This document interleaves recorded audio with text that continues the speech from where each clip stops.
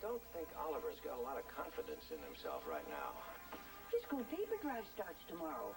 Gee, Spud. I wish I could help you out, but I re-promised them to Melissa Hensler. My word's only as good as the paper it's printed on. I'll never win now.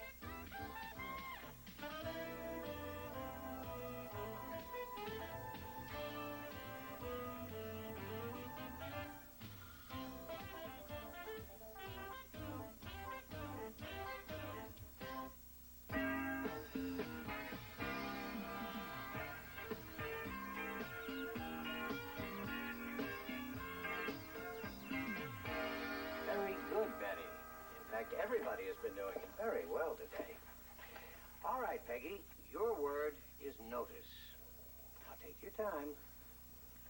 Notice. N-O-T-I-C-E. That's correct, of course. Did you notice that dress in the window? Yes, thank you, Peggy. It's only a spelling bee. You don't have to use the word in a sentence. I before E, except after C. 30 days, half September. Be quiet, Ollie. Don't mess with my concentration. Marcus, your word is special. Special. Let me see. S-P-E. Then it's either S or C. Marcus, we're waiting. S-P-E-C-I-A-L. Excellent, Marcus. I'm very impressed. Well, got through the whole class today without missing a single word. You forgot me. Oh, I'm sorry, Oliver. That's my mistake. Okay, well, your word is weird. Couldn't you tell me a little more about the word? Just spell the word, Oliver. Weird. Weird. I before E, except after C. W-I-E-R-D. No, Oliver, it's W-E-I-R-D. But what about the rule? There are some exceptions. But I study my words so hard. Couldn't you just give me another word? I'm sorry, Oliver. You know what the rules are.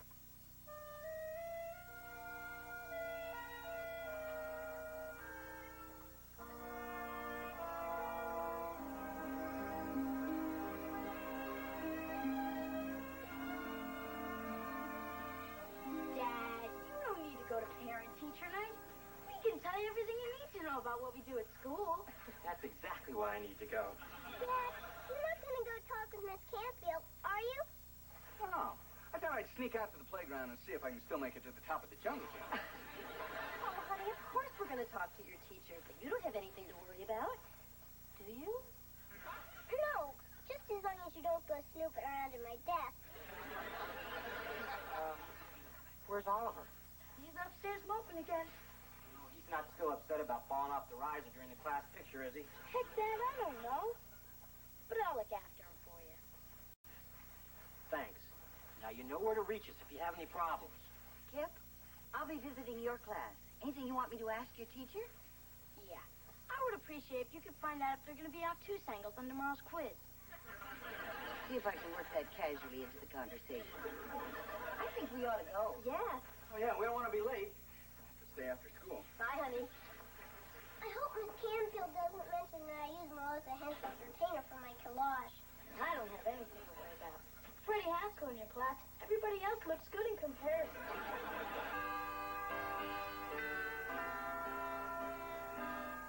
Hey, Marcia! How you been? Remember me, Eddie Haskell? Good memory. People tend to remember when you don't drive them home from the prom. Isn't this the greatest? All the guys together again at school. Maybe so, Rich. But I still get nervous every time I walk in here. Beaver, you're suffering from what we psychologists call academic shell shock. Hey, is that a real disease? Or is it just something you made up to peddle your book on television? No, this is real. Some guys who've had it tough in school go through life always afraid that someone's going to yell at them. I've been treating Lumpy for it for years. It's funny how things change, isn't it? You know, we were in the same science class for a whole semester, but I never paid attention to you. We even dissected a crayfish together. Yeah, I never really noticed you until you came back from that spring vacation in Fort Lauderdale. You're all tan and wearing that little white dress with a little heel on your shoulder.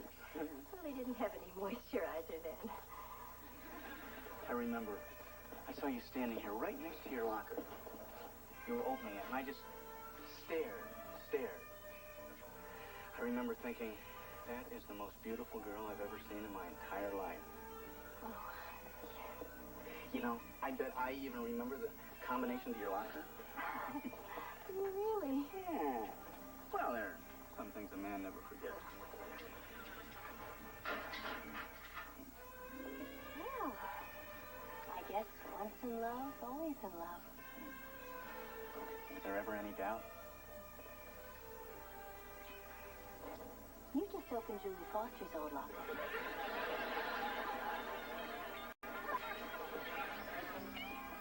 You have been to Florida, haven't you?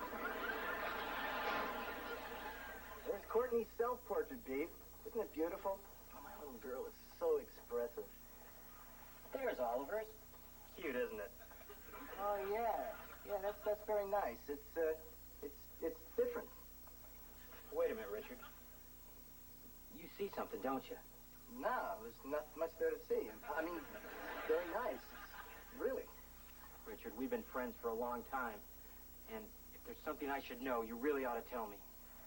Well, I don't want to make any snap judgments, but the way kids draw things can usually tell you a lot about them. Well-adjusted kids add a lot more detail. Like a nose. Yeah. I mean, look how clear and focused Courtney's is.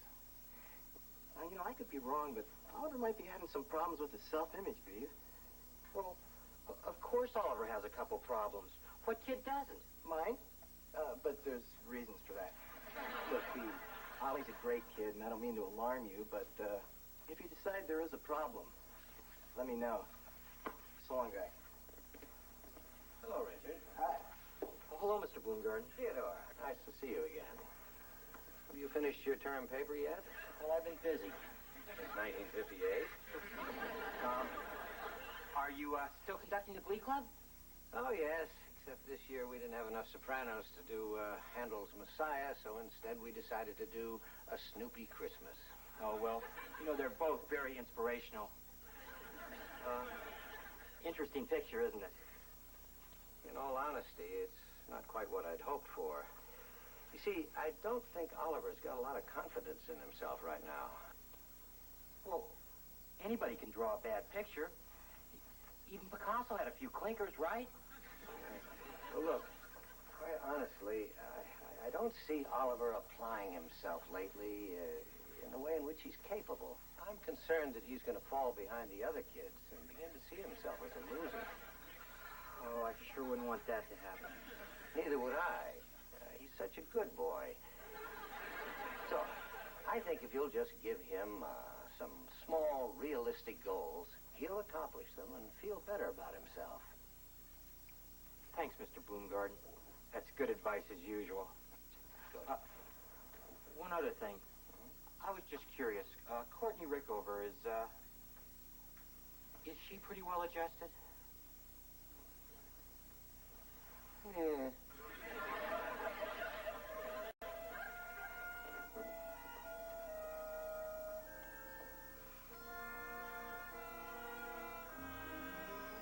Can't do nothing right. When it was my turn to take care of the class goldfish, he drowned. Oliver, I think you're putting too much pressure on yourself. You may find this hard to believe, but when I was your age, I felt the same way you do. Well, why don't you tell me what you did? Then I can do it. Well, I guess I kind of outgrew it. Sorry to interrupt. That's okay, Grandma. We're just sitting around waiting for me to outgrow my problems. That's nice. But don't forget to set your alarm early so you'll have plenty of time to bind up those newspapers in the garage. What for? Well, don't you remember? Your school paper drive starts tomorrow. Can't we just stay then, in case we buy a bird? Oliver, paper drives are important. Recycling saves trees. It's good for the ecology. And they announced at school tonight that the class that brings in the most papers gets their own computer. What's the point? We're not going to win anyway. Well, not with that attitude, you're not. Oliver, don't give up before you even try. Is it the kind of computer you can play games on without sticking quarters in? Sure is. I guess it wouldn't hurt to bring the papers in. Tomorrow, anyway. That's my boy. Hot chocolate, anyone? With marshmallows? Of course, Beaver.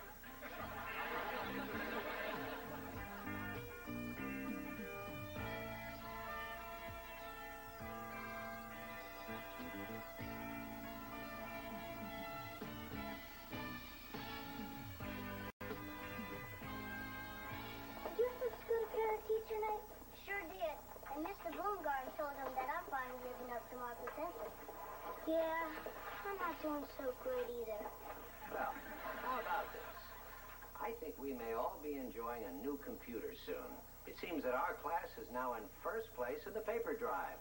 And the student who's brought in the most papers is Oliver Cleaver. This Oliver Cleaver? You bet. This is nothing. Tomorrow, I'm going to bring in so many papers to the school, there won't be enough room for students.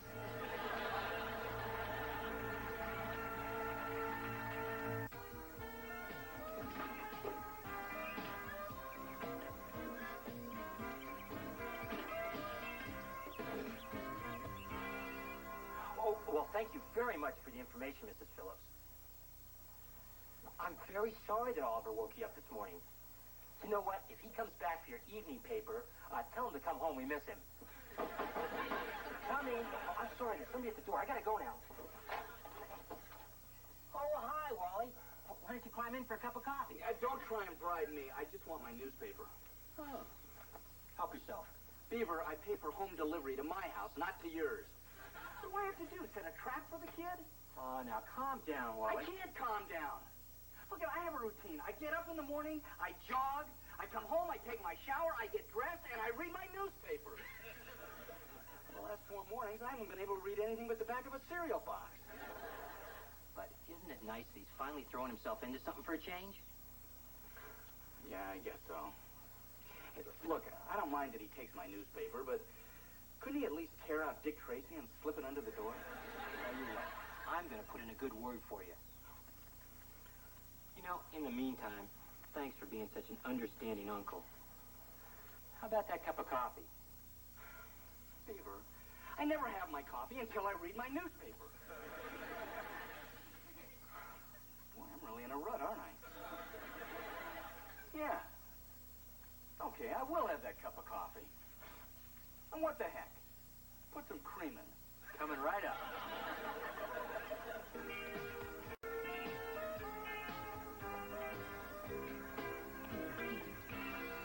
Hi, Freddie. Keep it down, Squirt.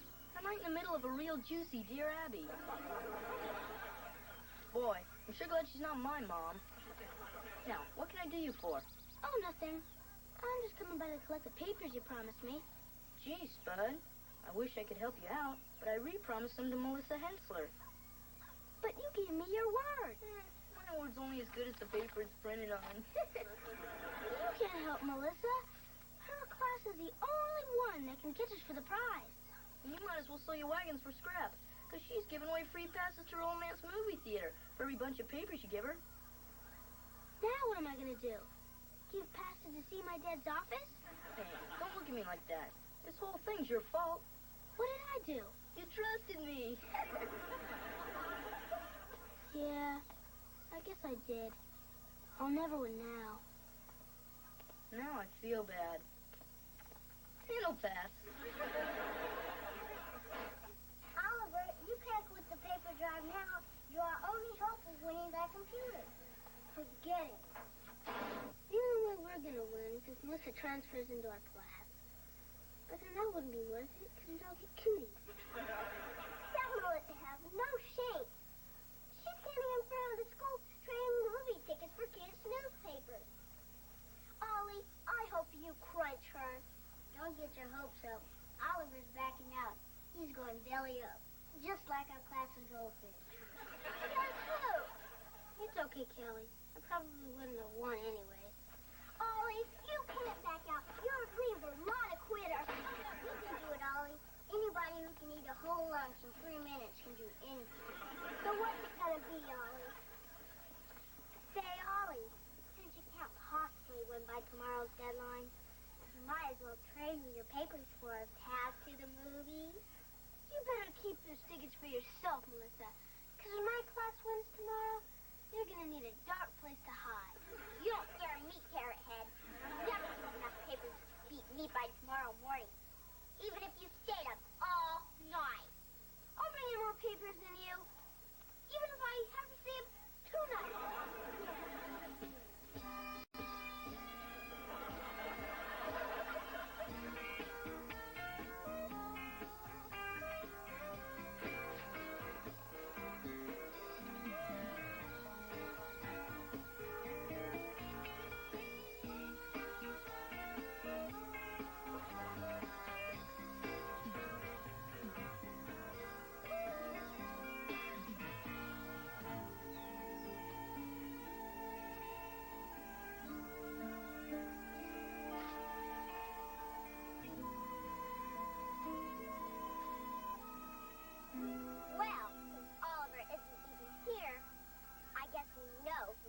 Little contest.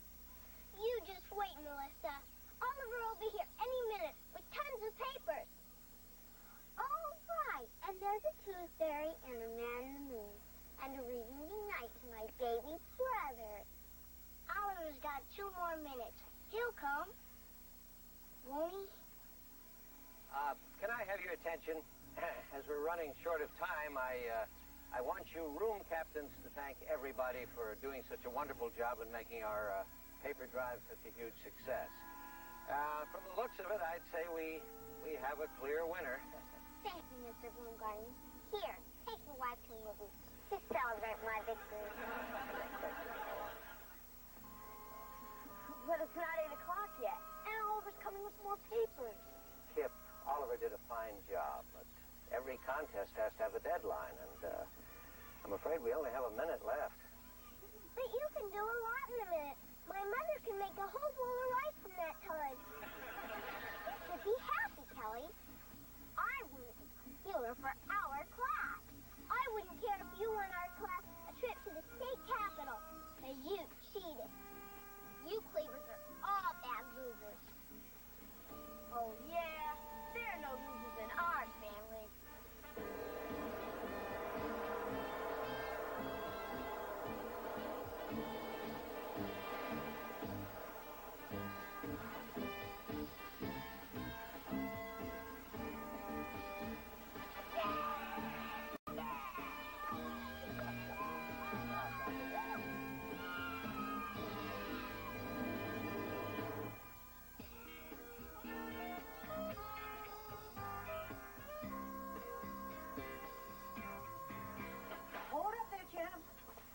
Just baked you some victory cookies. No time, Grandma. I gotta get back out there and collect some more papers. But the paper drive's over. I know. But I'm gonna get a head start for next year so no one will catch me. Especially that lizard, Melissa. Oliver, you know there are other challenges in life besides the paper drive. Like what? Well, like school, sports, scouting. Yeah, but there's none that I'm gonna be as good at. But if you put even half the effort that you put toward that paper drive into anything else, I know you'd do very well. You really think so? Well, you never know unless you try. Grandma, those cookies sure smell good. Well, that's what I just said. You'll never know unless you try.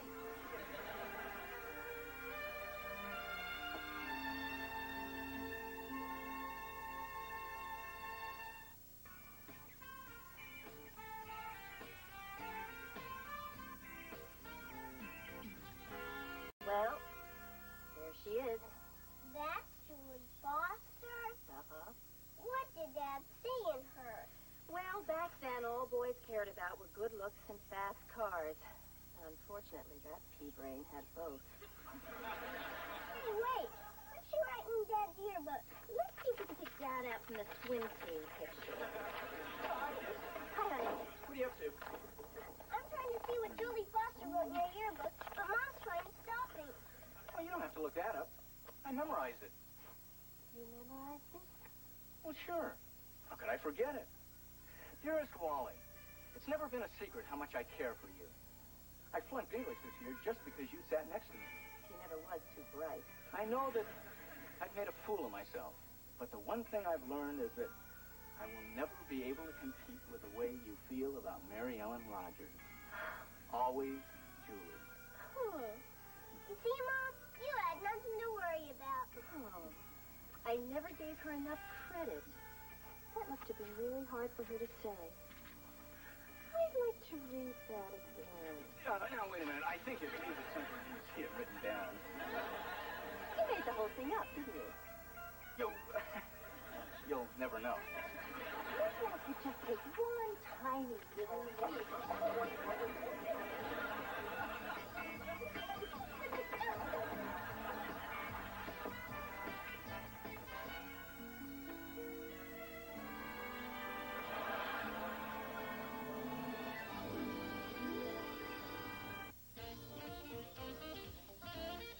Locked into orbit around a deadly space probe, the Alphans must save their moon and Earth from ancient foes on the fabulous Space 1999. Saturday afternoon at 4:30 here on YTV.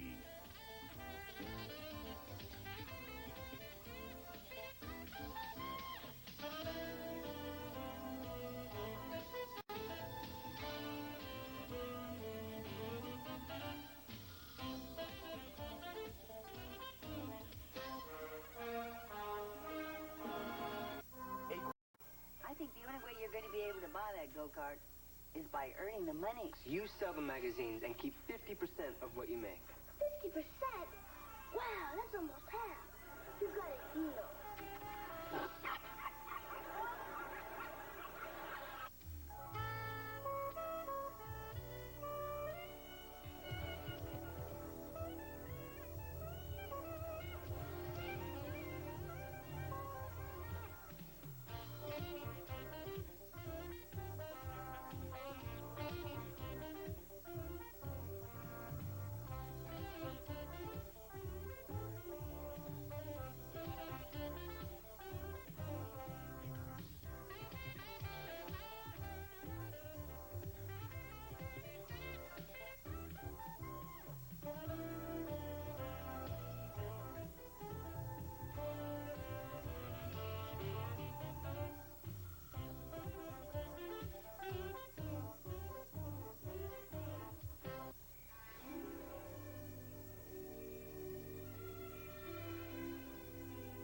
Are you kids ready yet? In a minute, Dad. Beaver, relax. It's only a family meeting. Oh, great. The last time we had a family meeting was when Uncle Billy escaped. Welcome to our family meeting. Please take your seats and we will begin. Oh, good. It's only home movies. Maybe they're going to show our trip to the Pro Football Hall of Fame. Some trip. We never even got inside. Well, how was I supposed to know they'd be closed Christmas Day?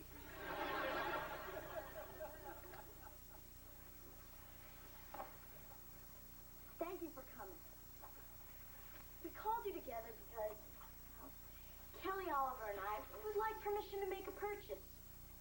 Oliver, Blight. We know we've asked for a lot of things in the past, but we've never wanted anything more than we want this.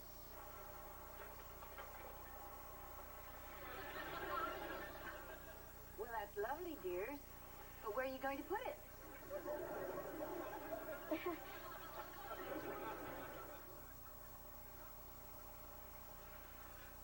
Oh, boy. Tell you what, you can have Mount Rushmore. You're looking at a classic 1978 Rapid Racer. 3.5 horsepower, steel tubular frame, and it gets 100 miles to the gallon, and even more downhill. Dylan's brothers only selling it because they wouldn't let him keep it at the monastery. Now, hold it. In the first place, where would you ride a thing like that? McGregor's vacant lot. And we promise to push it all get hurt driving around in a go-kart. Safety, an important factor. Exhibit A. Very impressive. Yeah, in fact, so is your whole presentation. I'd hate to run up against you guys in court. Thank you. So what do you say? Huh? Huh? Huh? Look, you obviously put a lot of time and effort into this. Now, I don't know about Wally and Mary Ellen, but I don't think you boys are old enough to own your own go-kart. Kelly, I'm going to have to go along with your Uncle Beaver on this. Dad!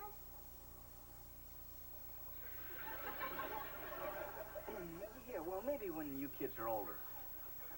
I hope we wouldn't have to resort to this. Exhibit B. Dad, I think you'll recognize yourself in your own go-kart. Oh, isn't that cute? And Dad, that guy without a helmet or a seatbelt is you. Yeah, but look, kids, things were a lot different back in those days. Number one, cars didn't have seatbelts. Number two, the only guy who had to wear a helmet was John Glenn.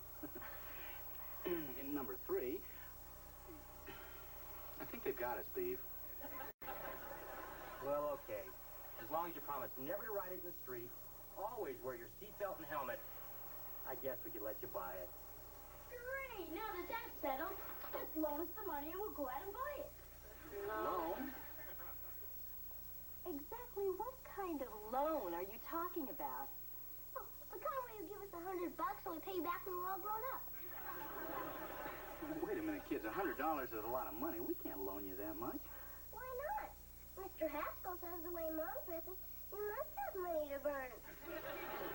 Well, with all due respect to Mr. Haskell's opinion, I think the only way you're going to be able to buy that go-kart is by earning the money. How? Well, Wally and I used to work around the neighborhood. We used to paint fences and mow lawns. We even used to wash windows. And I used to get 50 cents for washing dogs. 75 if I brushed their teeth. Yeah, sometimes we'd bring home over $3 a week. Yeah. And by today's prices, that'd be about $10. Yeah, but that's really hard work. Yeah, that'd be like sweating without having any fun. I'm sure we can think of an easier way. Yeah, we've got brains we haven't even used yet. All right, but just remember, kids, there's no free lunch. Brains. Now we've got to start paying for our own food.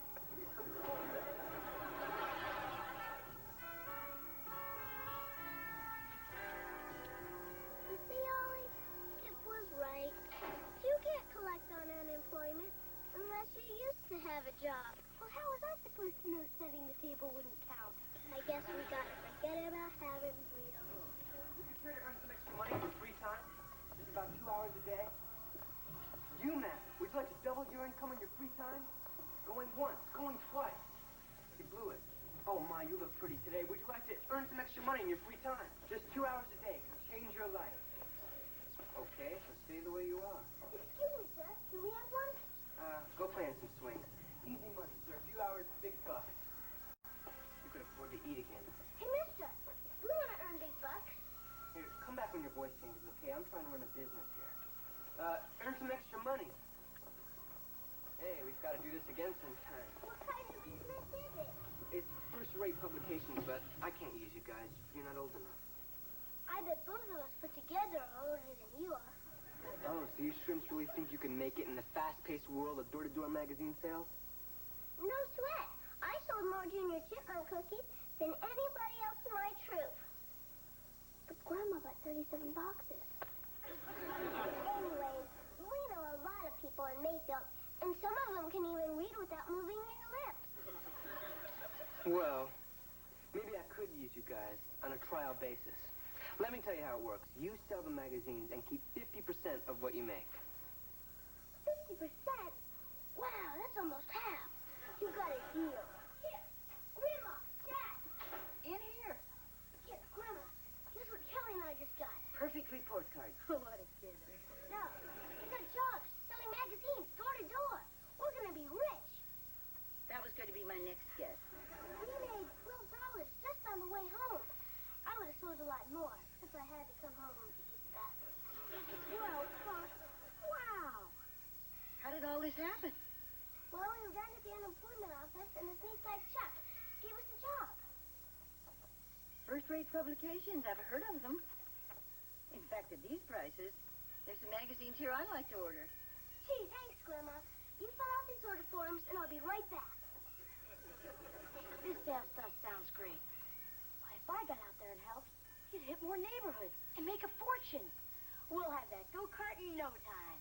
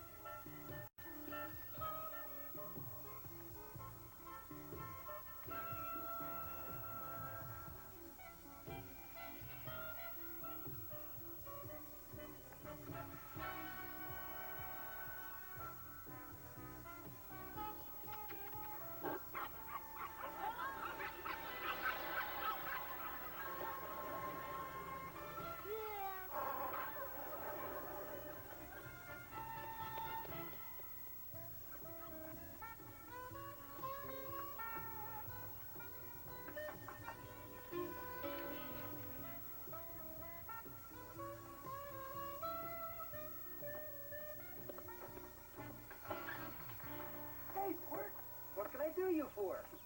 Good afternoon, Mr. Haskell. I represent First Rate Publications. Hey, look. Turn off the people's court and get out of here. You just stand by, kid. Here's your $10, Eddie. The judge gave the wife custody of the forklift. Hello, Kelly. Good afternoon, Mr. Rutherford. Do you gentlemen know what's happening in the Middle East? Do you know what wine to serve with halibut? Do you know the right motor oil for your car? I'll take the motor oil question and Rosemary to block. All these questions and more will be answered if you take advantage of the magazine subscription deal of a lifetime. Ah, you're selling magazines. What, your old man fall on hard times? With first-rate publications, the more magazines you buy, the less you pay. Hey, forget the magazines. Can you get me a deal on a set of white walls? Good one, Lump. Well, thanks for the offer, Wally Jr. We got reservations at the miniature golf course. Yeah, and I had to call in a favor to get them. So you don't want any magazines? Look, if I want to read a magazine, I'll pretend I got a dentist appointment and spend an hour in a waiting room. I guess I might as well forget the whole thing. If I can't sell magazines to my own godparents, I might as well quit the business. You know something, Edward? We're lower than slug slime. Hey, Squirt, can you get Soldier a fortune?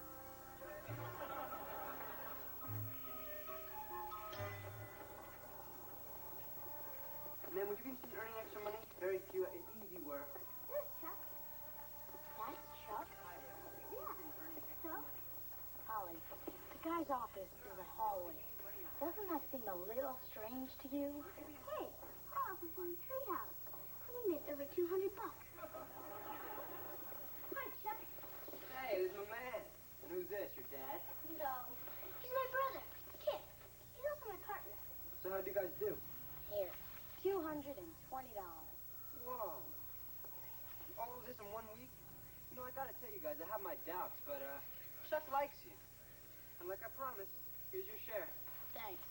Wow. Now we got enough for the go-kart, and maybe even enough for a sheepskin seat cover. Listen, here are a few more order forms. Thanks. No thanks. We're retiring. Kit. Ollie, we got enough. Let's just go pick up the go-kart. Boy, I can't wait till I'm the older brother and I can tell you what to do. Thanks, Chuck. Yeah, thanks, kid. Thanks to earnings committee. Just keep 50% of what you earn.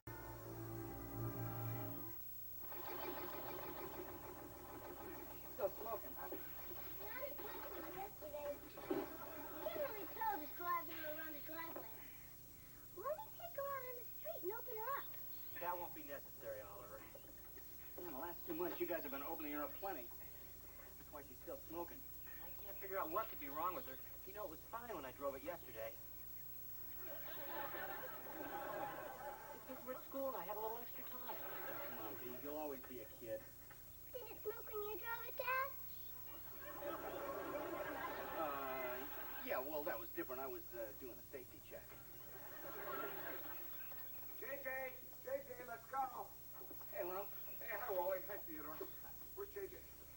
Well, she got tired of waiting for you, so she took go back home. My daughter using public transportation? Her mother will never forgive me. I better go intercept her at the bus stop. Oh, yeah. Where are all those magazines I ordered? It's been 2 months. I could have been earning interest on that money. You haven't got him yet? We're taking that right away, sir. If it'll make you feel any better, Lump, we haven't gotten ours either. Oh, you know how slow the post office is. Kip just got the ad form he ordered in the 3rd grade. Little varmints didn't stand a chance. I just hope this isn't a ripoff.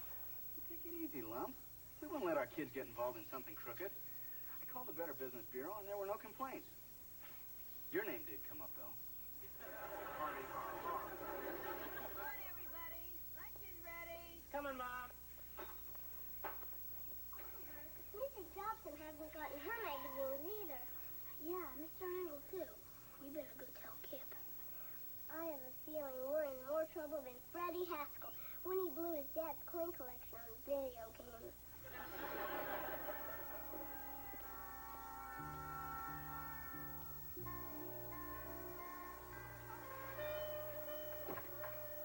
Good afternoon, Mrs. Cleaver. Hello, Freddie. Kip, your company's here. Might I say, how refreshing it is to find someone in today's hectic world who always dresses with unexpected company in mind. Does your father coach you? Oh, and I won't be staying for late today, Mrs. Cleaver. What a shame. And I already laid out the good china. You kids behave yourselves. Would you come on? Hey, what's the rush, Raoul? I got major problems, Freddie. What happened? They stopped making pimple cream? This is serious. I need your advice. Why have I been blessed? Because I've never seen anybody get out of more trouble than you. That magazine guy ripped us off. We got 30 customers and nobody's gotten a single magazine. What would you do? I'd just go back to the guy and demand my money back. People do it to my old man all the time. I went back. Nobody's seen him. But I heard the cops are on his trail. Then somebody will find him sooner or later. That's it? That's the best you can do. I'm gonna have to tell my dad what happened. Are you crazy? He'll make you sell your go-kart. And then no one will want to hang around with you. There's no way we're selling that go-kart. We didn't do anything wrong. Look, the way I figure it, this is your only shot. People throw out their old magazines all the time. Doctor's offices, barber shops. All you've got to do is put them in your customers' mailboxes. It's a perfect stall till they nab the creeps. So what if they notice the wrong date? Grown-ups don't read magazines. They just put them on their coffee table to show how smart they are. Know something, Freddie? When you're not so busy being a creep, you really come through for a guy. Hey, mind if I stay for lunch? Come on.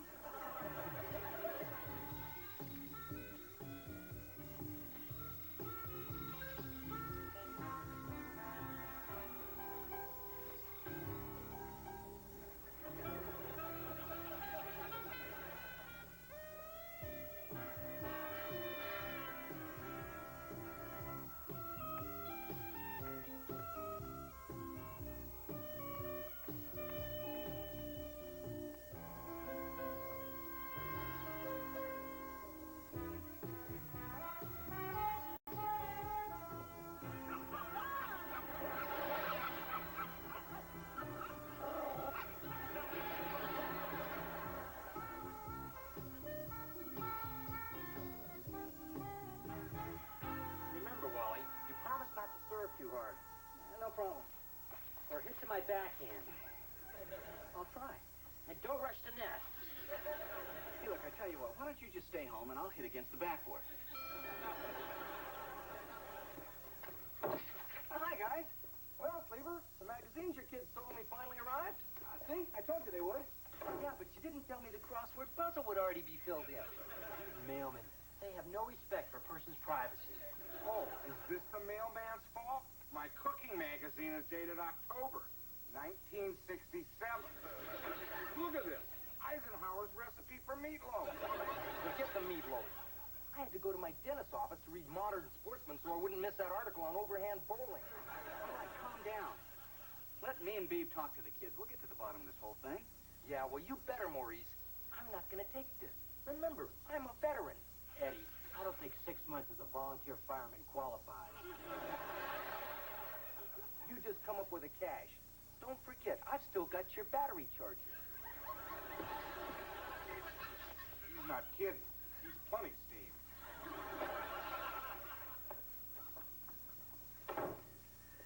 Well, Beav, it looks like it's our turn to call a family meeting. Let me get this straight. This guy, Chuck, worked out of a hallway at the unemployment office. Well, gee, Dad, it was a real important-looking hallway, though. I've seen this kind of scam before. This guy probably stole the magazine forms and never had anything to do with first-rate publications. How could I have trusted this guy? I've read enough Hardy Boys books to know when somebody's knotting me up and up. It's okay, kid. It was Kelly's and my fault, too. We were all a little too trusting. You kids were doing such a great job. We didn't see any reason to interfere. Boy, I hope they catch that Chuck and stick him in a dark cell and don't give him any magazines to read. What Chuck did was one thing, but you made it worse by covering it up. Why didn't you tell us? Because then you'd find out. We're your parents. We're always going to find out sooner or later. And all you guys did was manage to protect this guy who ripped you off. Not to mention taking advantage of all your friends and neighbors who bought magazines from you. Uncle Wally, you don't have to yell at us anymore. We feel bad enough already. Yeah, and if you want, we'll feel even better. Kids, when you try to cover up one mistake with another mistake, the problem only gets bigger. You said it. I guess we're gonna have to sell the go-kart, huh? Well, there's one other way to pay back all those people.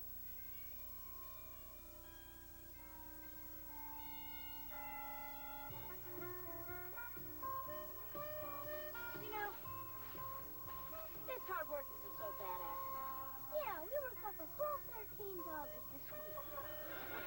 If you don't include that window we broke. This may sound crazy. I think maybe we should listen to our parents more often. Yeah, let's not tell them, or it'll go to their heads. And then they'd be impossible to live with.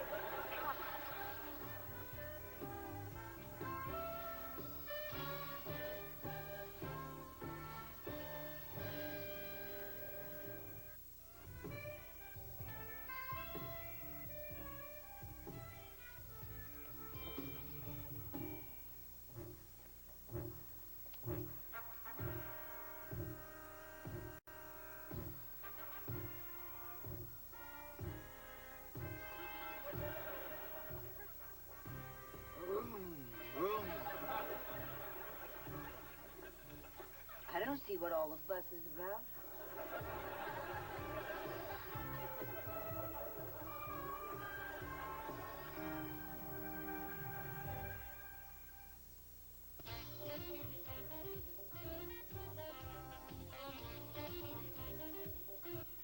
He sings, writes, dances, and engineers his own records. He does it all. Meet dance music master Stevie B on the video show that takes you to where it's happening. YTV's Rock and Talk, tomorrow night at 6:30.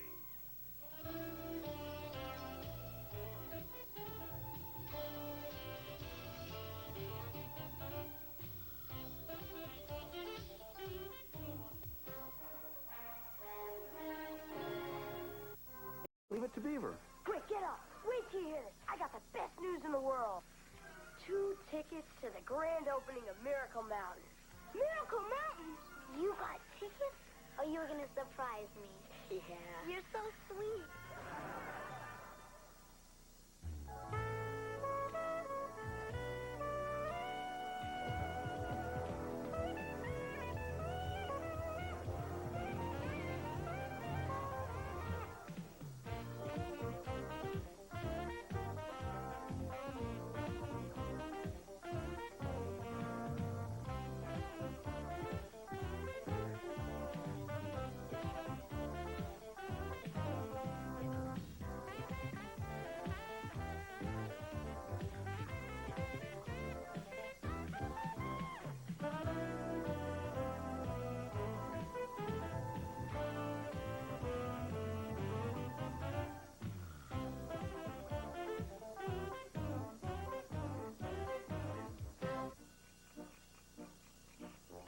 gunpowder or Downy? Boy, was I glad when I found out you were a guy. Now I can tell you all kinds of stuff that I wouldn't tell a girl. Thanks for the neat letter and the giant centipede. S-E-N-T-A.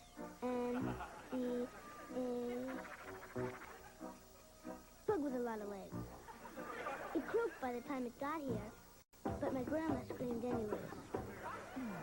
I'm in the 3rd grade. I'm almost 4 feet, 4 inches, and even if I haven't pitched my first wildebeest yet, I have wiped out 4,000 aliens and space invaders.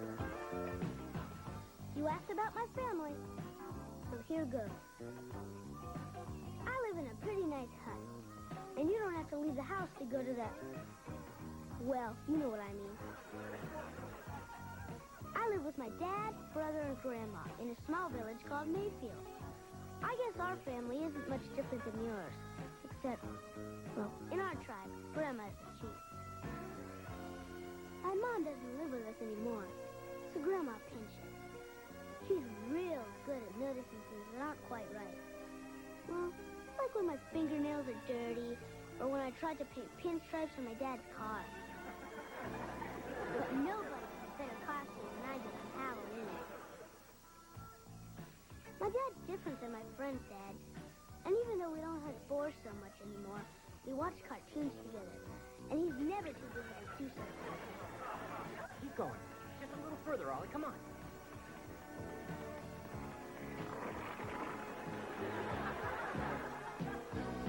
We almost have as much fun as when you and your dad tie those vines to your feet and dive off that tower. The rest of the family lives in the next house. First, there's my Uncle Wally. He's my dad's big brother. I'm stronger than he is. Dad and Uncle Wally are just like Batman and Robin. They're always together.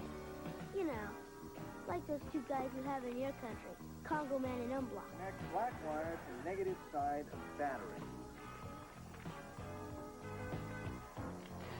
Great.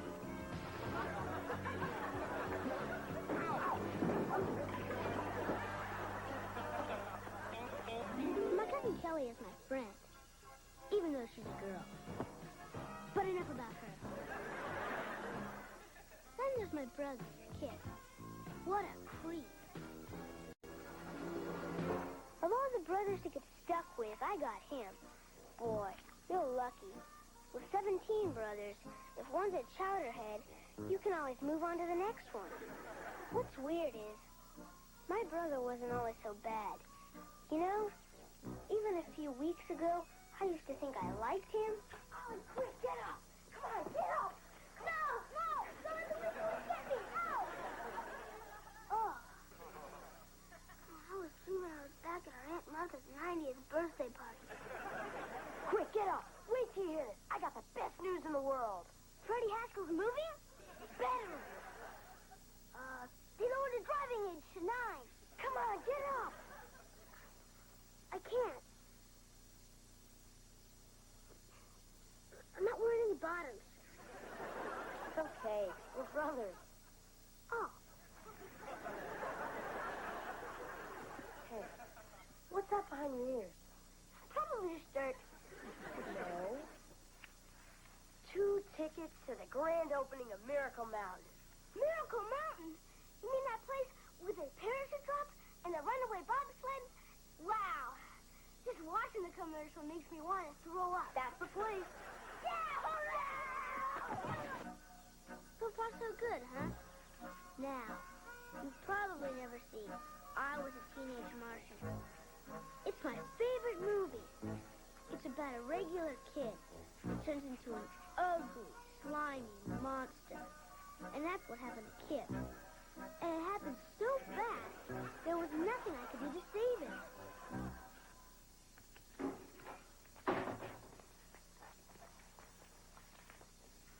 What are you doing? Putting gel in my hair. How come? Sort of look good.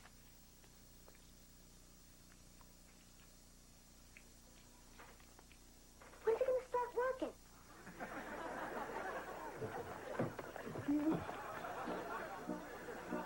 I thought it was bad.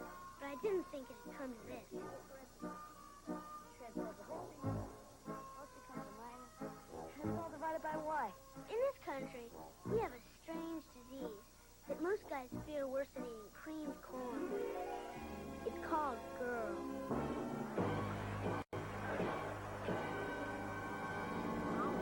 Something? Freddie Haskell's starting a big football game, and he says if you play, he'll let me watch for free. Can't. We're doing homework. On a Friday? But you told me no one does homework on a Friday. If you want to play football, Kip, I'll understand. We have the rest of our lives to study together. No, this is more important. It's like you said. If I don't get good grades, I won't get into college. And if I don't get into college, I probably won't be able to be a doctor.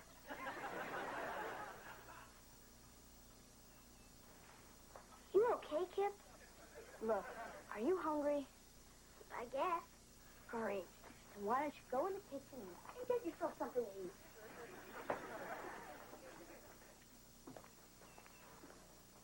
Good timing, Oliver. I'm making a chocolate cake. You can lick the frosting bowl. No, thanks. No thanks. You feel all right? I'm okay, but I think something's wrong with Kip. Why do you say that? Because he's out there with some goofy girl. What makes her so goofy? Lots of things. She's always playing with her hair. She's got funny-looking socks on, and she's warping my brother's mind. I don't think there's going to be any permanent damage. And I'm sure when you get to be his age, you'll understand the way Kip feels. You mean it's not just a phase he's going through? Oh, it's a phase. But it's one that'll probably last forever. Hi, Mom. Hi, Beaver. Hi, big guy. Hi, Dad. Bye, Dad. Oliver, don't you want to lick the frosting?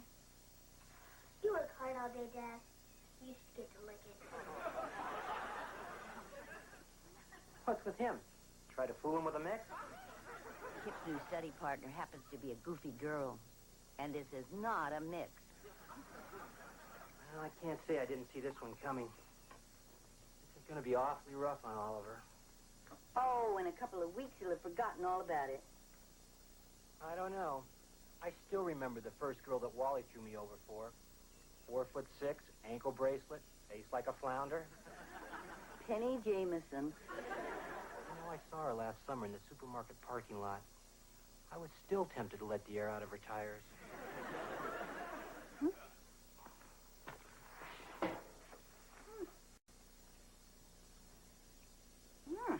I don't know what they're missing.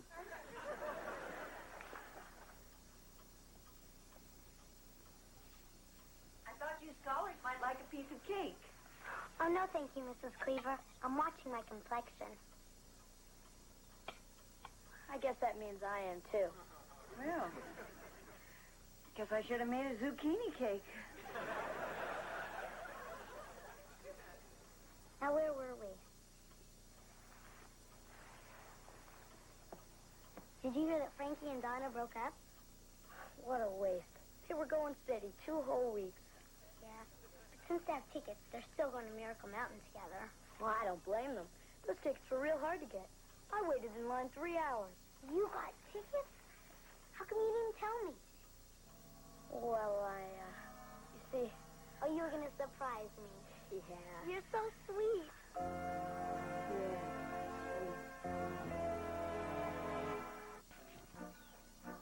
Well, pen pal, see what I mean? The enemy has taken control of my brother's mind. What little there was of it. Hi, Uncle Wally. You busy? No, I'm stupid. Next time I'll pay the $20 to have the burglar alarm installed. What can I do for you? Well, I kind of got a problem. And I need some advice. Sure this isn't something you should talk over with your father? Well, he's good at most stuff, but from what I've read in your high school yearbook, well, I thought you'd be better help when it came to girls. You may have a point there. Well, I kind of made a mistake. I promised to take 2 people to the same place. 2 dates for the same night. The classic adolescent dilemma. Hey. I wonder what this was.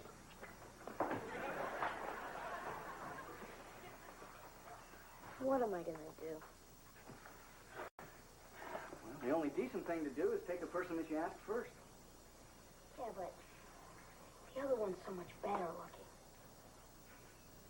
Well, it sounds to me like you've already made up your mind. You don't want advice, you want approval. Can't give you that. But whoever you decide to leave behind, just be honest with them. I mean, it may be a little bit rougher on you, but you owe them that much.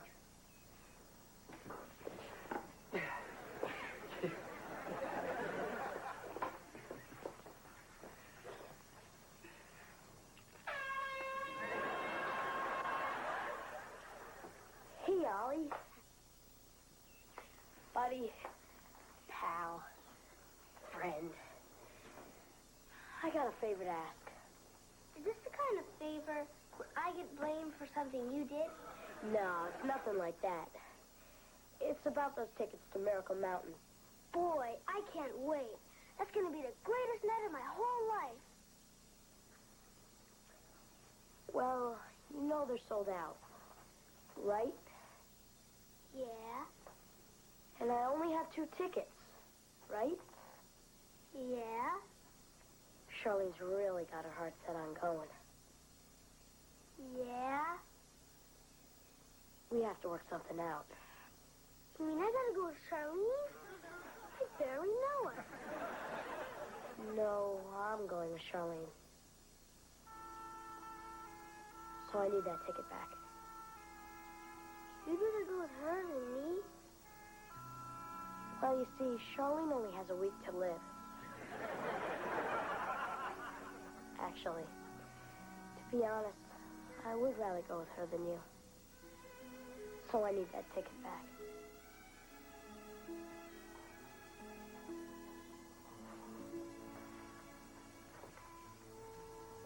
Are you sure?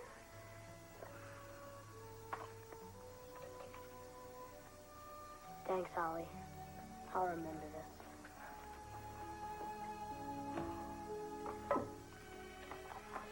Yeah, I'll remember it too.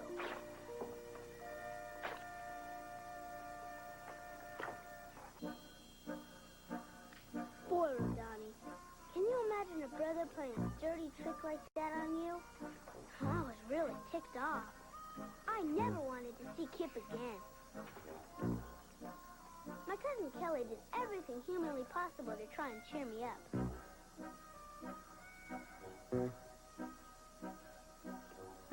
I wish she was better at it. Hey, Ollie. What you doing? Seeing how much string is inside this softball? What good's that gonna do? It's Kit's softball. Finally, the big night arrived. She might have had her claws sunk in him.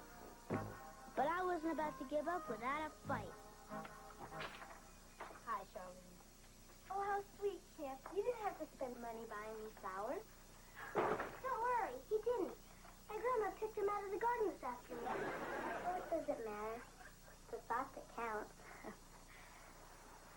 I've been so excited about this, I can hardly believe we're going. Me too. We're gonna have to wait a few minutes. My dad lost his car keys. The last time we lost them, we almost missed Kip's ballet recital. Will you get lost? Oh, your little brother. They're so cute at this age. You must not have one.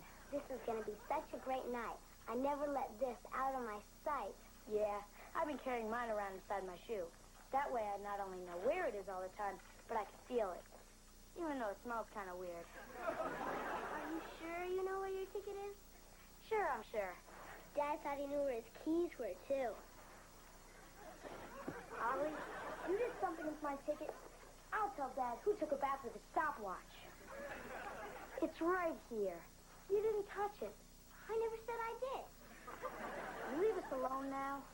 It's my house, too. Oliver, your history. Dad! Dad! Hey, leave your brother alone. I'm finished getting dressed. Did you find the car keys? I sure did. They were in the freezer. How they got there, I'll never know. I wonder. Anyway, let's shove off. Kip, wait a minute, honey. I want to get a picture of you and Charlene before you leave. Grandma, do we have to? Oh, don't be silly. It's only going to take a second. Come on now. We'll get closer together. Okay, ready? 1, 2, 3. stop Kip from going, at least he'd always remember I tried. Well, Rodani, that was 3 hours ago, and Kip still isn't back. I hope Yuani, Koza, Yorubi, and... heck. All your 13 other brothers are nicer to you than Kip is to me. Your pen pal, Oliver Cleaver. Oh, P.S. Please send instructions for that tiger pit. Camp, how's it going? Come on now, time to hit the sack. Let's go. There we go. Good night, son. Good night, Dad. Dad, how come you didn't make Kip give me back my ticket to Miracle Mountain? Oliver, what Kip did was wrong. But if I made him give that ticket back, he'd have been doing the right thing for the wrong reason. But I still would have gotten to go. Yeah, but you wouldn't have had any fun because he wouldn't have had any fun. But how could he been so mean to me? Oliver, it's kind of like you have two brothers. One good and one bad. One does all the things you want him to. And one would rather play with the other guys. Or girls. Exactly. But what you have to remember is there's a little good and a little bad in all of us. Give Kip a chance. I'm sure Charlene's not going to get in the way of what you and Kip have as brothers. Get some sleep, son.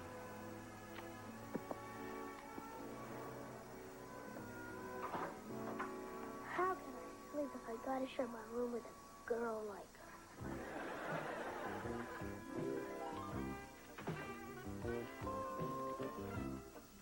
It was great. Good night, Dad. Good night, Grandma.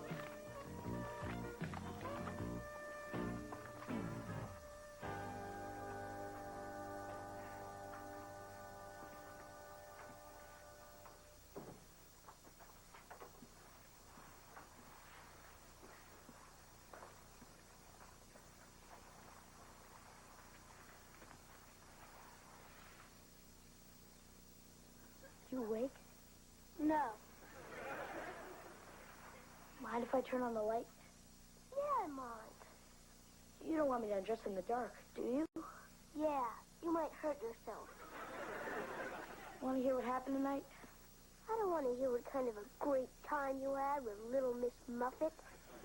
That's just it. I didn't have such a great time. Yeah? You get there, see? There's all kinds of awesome stuff going on. First thing she does is go to the bathroom and comb her hair for 10 minutes. Why would someone comb their hair and go on rides that would just get it messed up again? She didn't want to go on any rides that mess up her hair. What? She wouldn't go on the ones that don't mess up your hair because she's afraid they make her throw up. That's what they're supposed to do. She wouldn't go on the bumper cars, afraid she'd break a nail. She wouldn't get near the shooting gallery. Afraid it hurt her ears. Can you believe it? Oh, man, what a dud. But we did go in the tunnel of love. She kissed me. I'm sorry. You know something, Ollie? I blew it. I should have taken you. You can go to the neatest place in the world, but if you don't take the right person with you, you might as well not go. I was the right person, huh, Kip? You sure were. But I was thinking of you, though. Wow, a dinosaur! You bought this for me? No, I won it for you at the Knock Down the Bottles booth. 3 tosses for 25 cents. This only cost you 25 cents? Well, actually, after $7 worth of trying, the guy felt sorry and gave it to me. Kip, you're the bestest brother ever. You're not a bad little brother yourself. I'm gonna get ready for bed. Oh, Kip, what's up with us? What was up?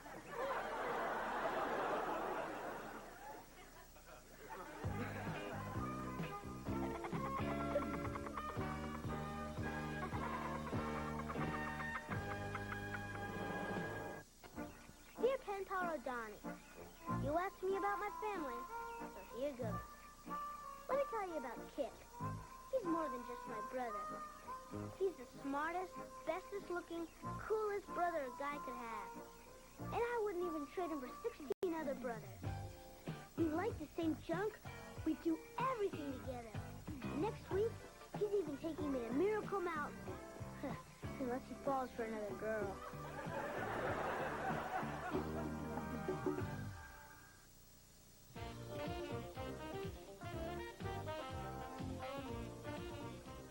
Tune in for the musical wizardry of Quincy Jones. And listen up. He's got something extraordinary to say about his world.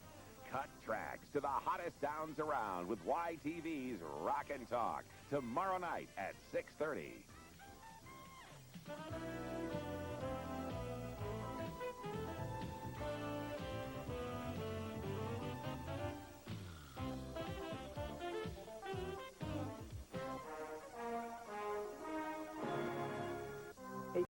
Is the one to gain each other's respect. And sometimes along the way, the strangest detours take us exactly where we want to go.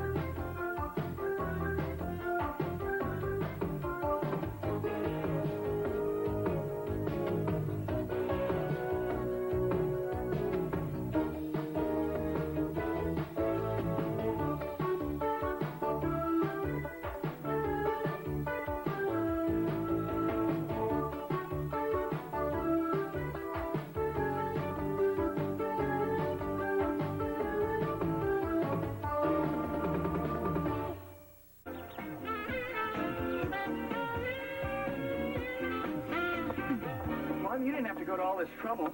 Kelly and I have been eating fine. Oh, sure. I know the way you and Kelly eat when Mary Ellen visits her folks. Only reason you go near the oven is to find out what time it is. Oh, thanks for looking out for us anyway. Mm-hmm. If you really want to thank me, you'll cancel that arrangement you made with Eddie Haskell. Hey, what's the big deal? He gets a chance to start working off all that money he owes me from the trial, and you get central air conditioning for practically nothing. I don't know, Wally. Having Eddie Haskell in my house for 3 weeks, night and day? It's like I'm being punished for his crimes. Well, sleep well.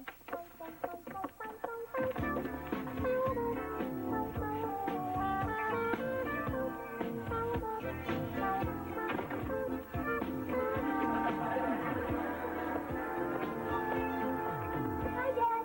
Can I have a pony? I don't think so. How about raising my allowance a quarter a week? Nice try, hon. Well, it worked for JJ. You mean she really got a raise in her allowance that way? No, she got a pony. Yeah, come on in. Hi, guys. Hi, Kip. Care to join us? No, thanks. The reason I'm here is, well, a power line fell on Dickie Sokolsky's dad's car, and he's okay. Except he can't remember anything about baseball. Or Dickie's name. So we sort of need a new coach. How about it, Uncle Wally? Look, as much as I'd like to... We're already in the playoffs. And if we win our next game, we'll probably be playing Freddie Haskell's team for the championship. Well, I'm flattered that you asked me, Kip, but, I've given up coaching for good, I'm afraid. What? It was my soccer team that put him over the edge. We didn't win a single game. Even the fish market took their name off our jerseys. I'm just burnt out. My work suffered, I neglected my family. But most of all, he hates to lose. So I think you're just going to have to keep looking. Hey, can't your dad do it? My dad? The Beaver? Well, sure. He knows the game inside out. I know he played when he was a kid. But you went to spring training with the White Sox. But he's your father. Kip, a game only lasts a couple of hours. But your relationship with your father, that's something that lasts a lifetime.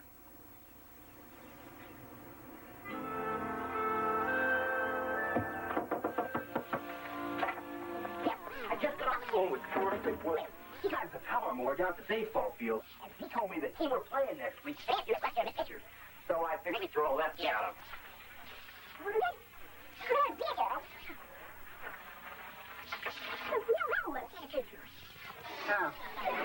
Maybe we could trade that real fat first baseman for one. Can't trade it, Ali. Well, I'll have to think of something else. Dad, can you come outside now? Well, in a minute. I'm talking to your brother right now. In the shower? I'll be out in a few minutes. But Dad! In a minute, son. Dad, I'm very glad you're going to be helping the team. Oh, thanks, Kip. You know, this may sound dumb, but when you get to be my age, well, there's not much father-son stuff a guy can do without your friends thinking you're going soft on them. I know. That's why I'm glad you asked me. Okay, Ollie. We can play now. Look for that, Dad. You see, I was getting my lunchbox out of your car because I left half a Twinkie in it, and the next thing I knew, it kind of rolled into the street. Well, I hope you didn't eat it. No, Dad. Not the Twinkie. Your car.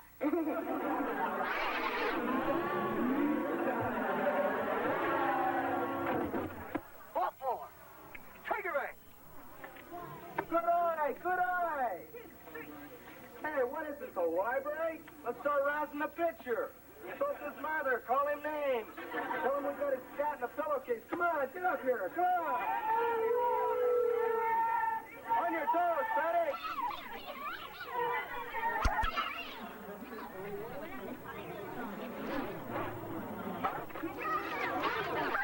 Ready, all right, there.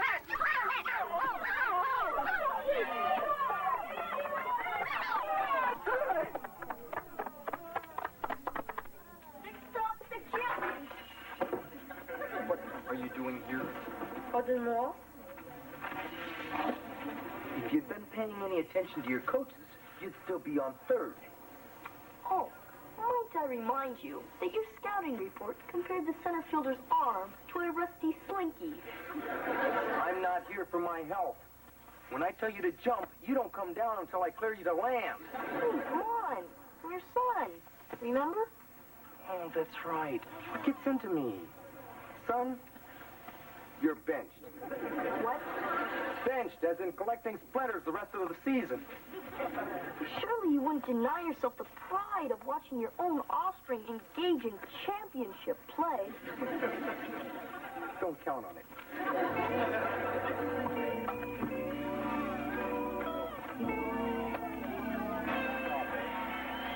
Take hand off. Green, come on, come on. Yeah, you pretty late. Come on, coach. Now do you think it's time to go back to a four-man? 35-yard.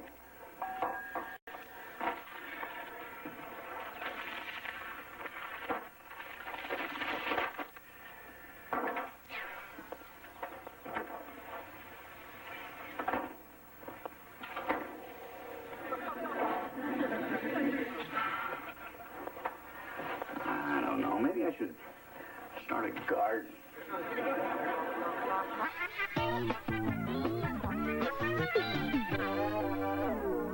And we'll put the trophy over the fireplace.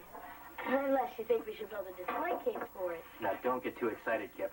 We've still got one more game to win on Saturday. Oh, hi, Mom. Hi, Wally.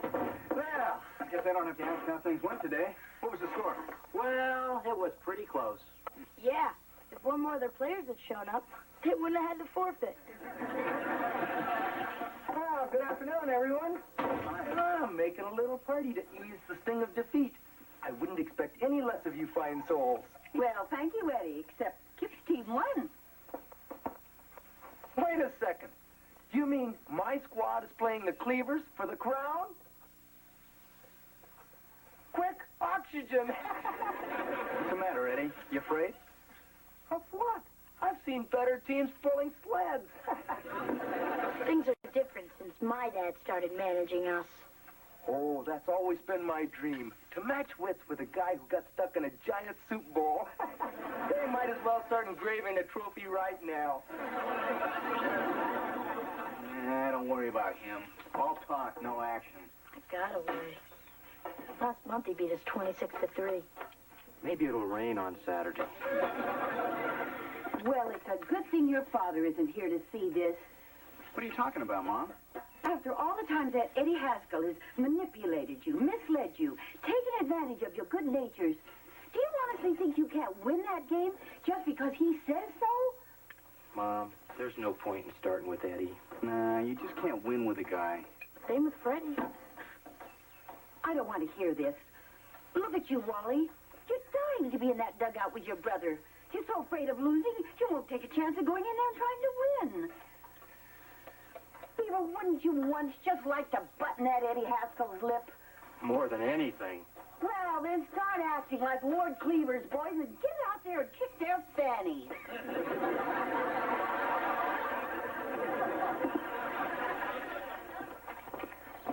You know something, Eddie? For 30 years, you've been like a thorn in my paw. But come Saturday, I'm going to rip you out with my teeth. Not much in the metaphor department, are you, Beaver? Metaphor department, I'm on a roll. That's it, Eddie. All you've done your whole life is make people miserable. Well, come Saturday, you're going to be down on your bony knees begging for mercy.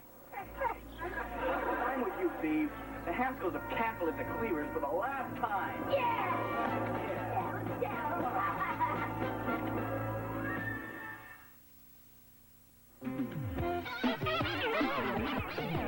Next time. Yep, door works good now. Tip you squirt. Well, Mr. Haskell, what a coincidence finding you here. Freddie was just saying how he wished his father were around so he could share his good news with him. Right? Yeah, what he said. Well, I'll just leave you two to have a pleasant father and son talk. Okay. Olive? Oh, no thanks. I had a big lunch. Sir, I thought you'd appreciate my bringing this to your immediate attention. Hey, you got a 92 on the science test. That's out of 100, right? But of course, sir. Yeah, very good. Make a copy of this, mail it to your grandmother. Maybe she'll send you a couple of bucks. Wonderful suggestion, sir. I do hope this stunning academic achievement has inspired you to reconsider my playing in Saturday's game. Play.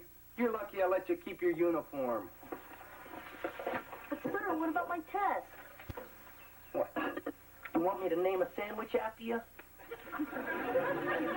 Son, I'm doing this for your own good. The real world's a rough place out there. I'm just making sure you're ready to face it. You're too kind, sir. Good afternoon, ladies and gentlemen. Welcome to the Mayfield Youth Baseball League Division A Championship. Today's contest is the undefeated Mayfield Tigers, coached by Eddie Haskell, against the Cubs, coached by Theodore the Beaver Cleaver. Here we are. You know, if there isn't one of you guys who hasn't dreamed of coming up to bat in the bottom of the ninth in the 7th game of the World Series and knocking one out of the park. Today we got the real thing. A chance to find out if you've got what it takes to be the best. $20, right here. All you got to do to collect it is to keep them from scoring a run. Now, I don't care whether you do it by making a great catch, throwing someone out at the plate, or by tripping someone around in third base. Now, if you think you can hit it, then you'll hit it. If you believe you can make a catch, then you'll do it. If you believe in yourself, you're going to be a winner, not just for today, but for the rest of your lives. Okay, you guys want to hear a big pep talk? You go Red Rocky Street. All I got to say is you deserve to be here today, and I've really enjoyed coaching most of you this season. Well, come on, guys, let's get out there and win!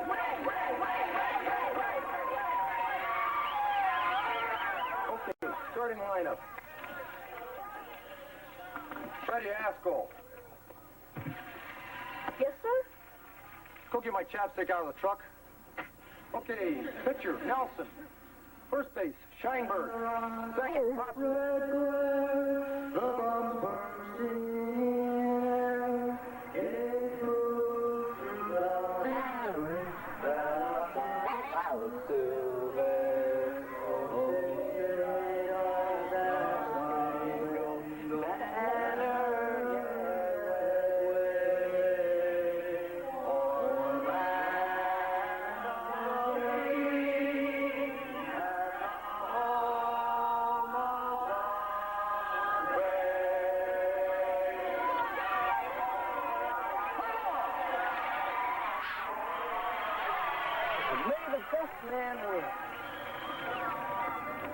or the team that plays the best. You know, Wally, I should carry around a pencil so I can jot down all the witty things you say. No wonder his mother joined the Merchant Marines. Come on, let's go. Come on, guys, let's go!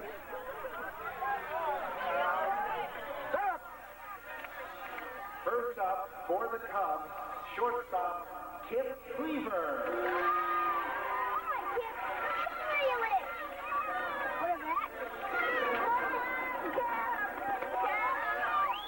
Wait for it. You can do it. You can do it. Come on. Here we go. Here we go.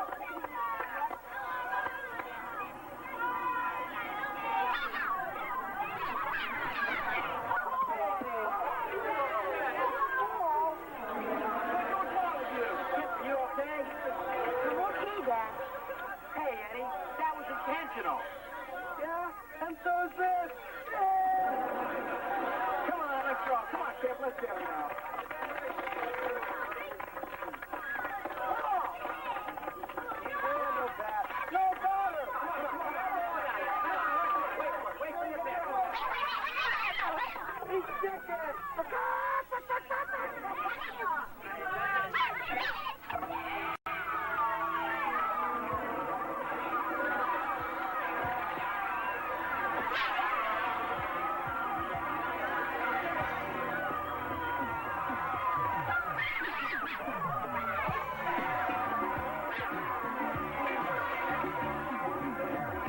That's my grandson. And it isn't even his best sport.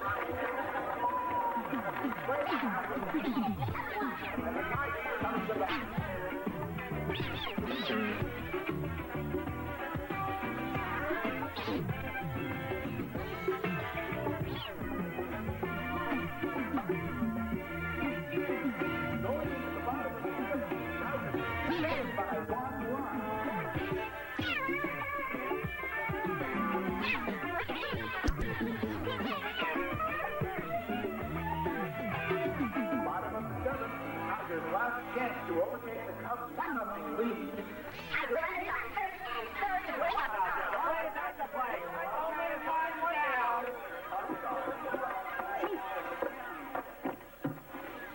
Hey, Roberts, where do you think you're going? You're up to bat, you lunkhead. Look, Coach, I'm really late. I got split. So what's more important than this game, pray tell?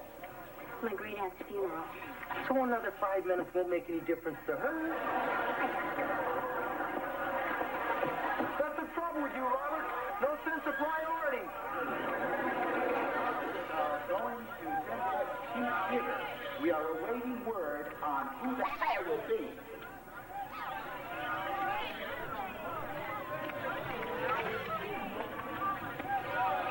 Katie Gregor! Yes, Coach? How's the arm? Sir, to what lengths will you go to prove a point? Why don't you call your brother in military school and find out?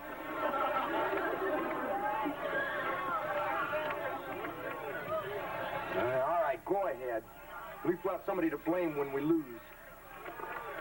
Skating for Dylan Roberts, number 9, Frederick Haskell. Hey, Freddie, let's walk him. Come on, he's a hassle. Can't give him anything. Let him work for it.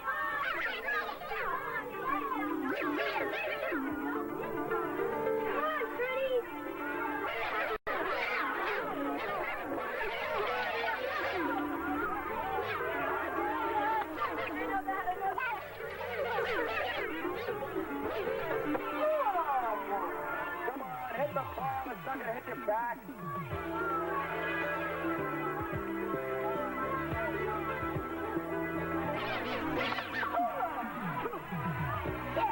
One more, come on. Come on, you got it, come on.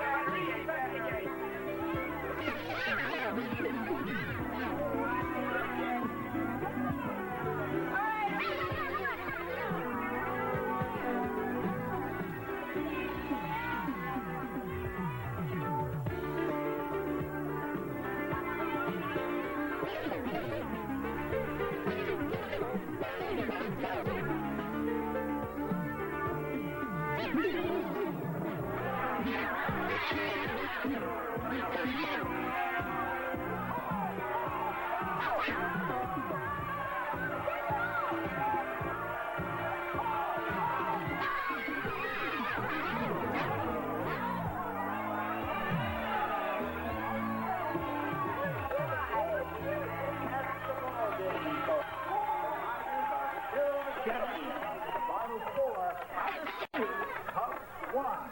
Thank you all for coming. Sure. That's not true, honey. They came together and they played hard together. And then they blew it. Yeah, you won. What, you expected to lose? Look, tell the guys we'll go for ice cream and see if some of the romance can pop up some dinero for a change. Yes, sir. Ready?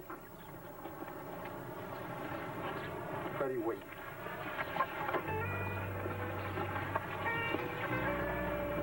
I'm very proud of you, son. You've never said that to me before, sir. Well, there's been a couple of times I've wanted to. Look, I don't express myself well with words. It'd make you real uncomfortable if I... Hugged me? Or something like that.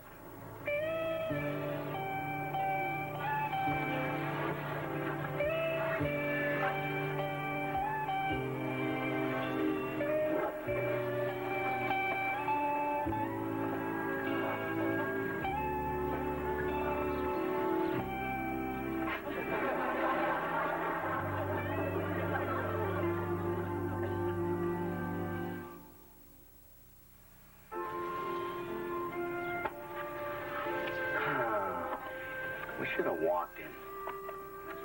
Could have had that ball. Just a little better jump. You played a terrific game, Kip. You've got nothing to be ashamed of. Dad, nothing to be ashamed of. It's just a polite way of saying you lost. Kip, I know how much this must hurt right now. But every day the hurt's going to be a little less, and pretty soon you're not going to believe you ever could have felt this way. It's really true, Uncle Wally.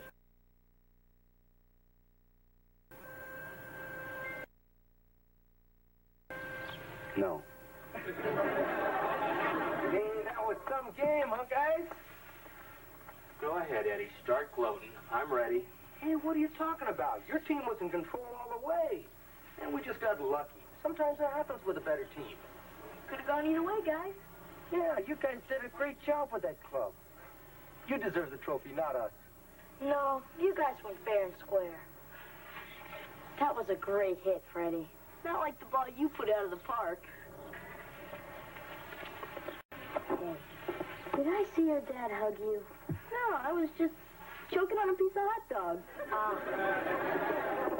Hey, why don't you guys invite your team to join us for some ice cream? My treat. Well, that's a nice gesture, Eddie, but I insist on picking up the tab. Okay, if you insist, then thanks, Coach. See you there. What a rotten trick. Turning into a good sport. Now I can't even get the satisfaction of hating him. Yeah, you just can't win with a guy. Oh, well. Maybe next year.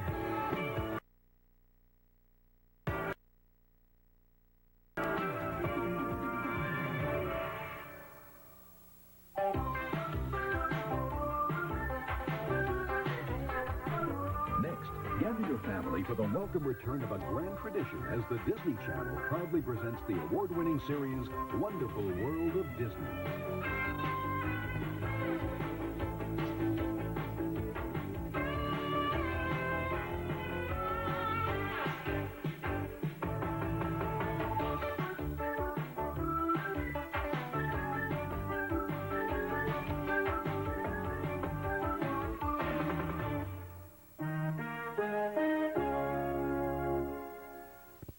Leave it to Beaver. No, Kelly. We're not sure your parents are getting divorced at all. A divorce? You think my parents are getting a divorce? You know, Kelly, you may not believe this now, but sometimes the biggest changes are the best for everybody.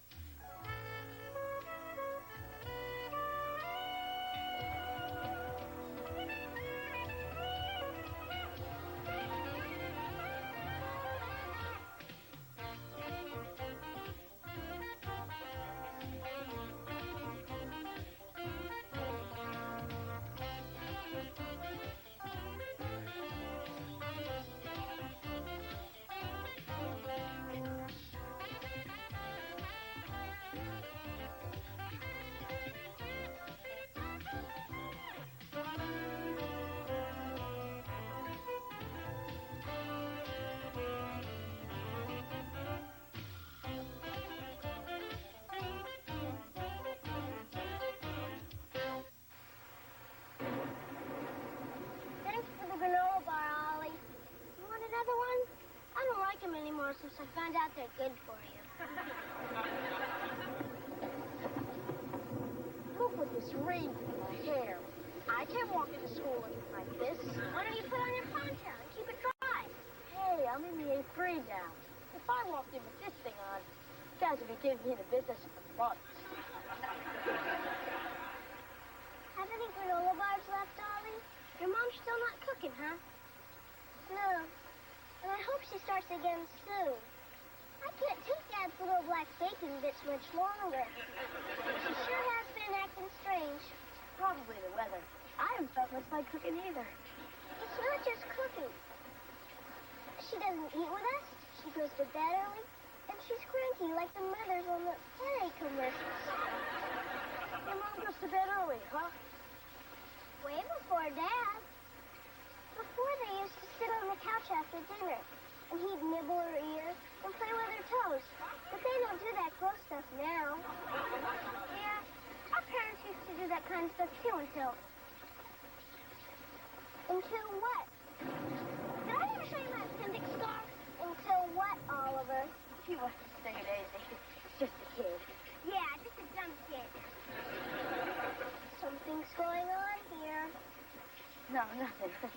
Right, Ollie? Right, Ollie. I mean, Kip. I mean, nothing. See how dumb I am. It's wrong, isn't it? We're not sure. Are we, Ollie? No, Kelly. We're not sure your parents are getting divorced at all. Way to go, Ollie. A divorce? You think my parents are getting a divorce? Kelly, we're not trying to get you all worked up. It's just that our mom used to do jokes like that before they split up. I don't believe you guys. My parents are not getting divorced. That's exactly what we said. Even after that night when she threw baked potatoes at us. Would you guys cut it out? There's nothing wrong with my family. You're right, Cal. There's nothing wrong with your family. But if there was, how would I know for sure? Well, our parents told us at a fancy restaurant. I guess they figured we wouldn't scream or nothing. There's Lumpy. Let's go. Geronimo!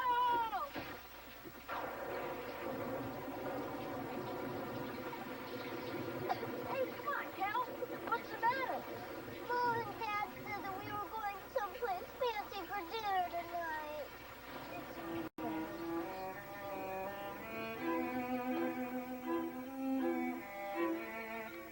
Honey, Kelly knows something's up. She's been acting strange all day.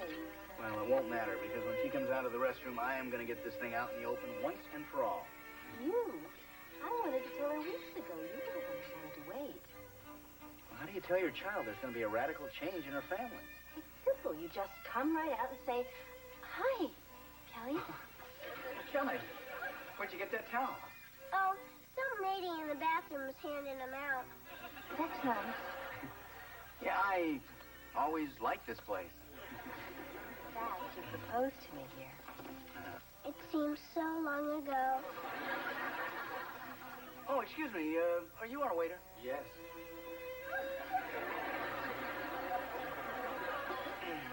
They're very busy here. Well, what looks good to you, honey? Oh, I don't know. Maybe we should have the family special. Why bother? Oh, excuse me. We're ready to order now. Good.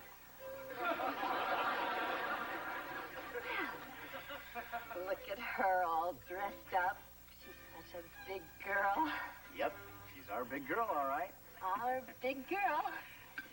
In fact, you're such a big girl that we can talk to you about anything now. Because you're such a big girl.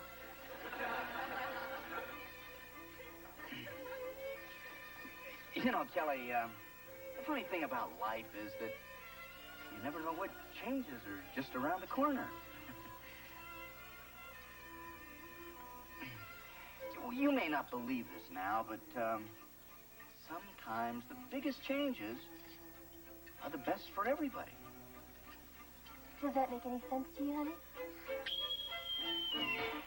I'll be right there.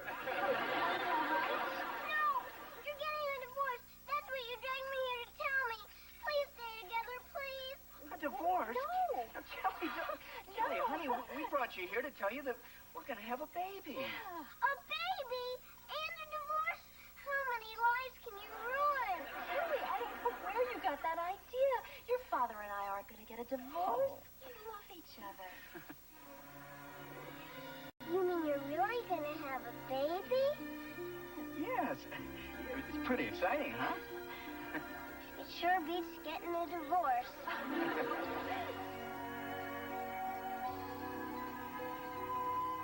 Eddie, doesn't Carol have two beautiful daughters? Thanks, Mrs. Klinger. Yeah, it's hard to believe I started out so young and innocent. It certainly is, Eddie.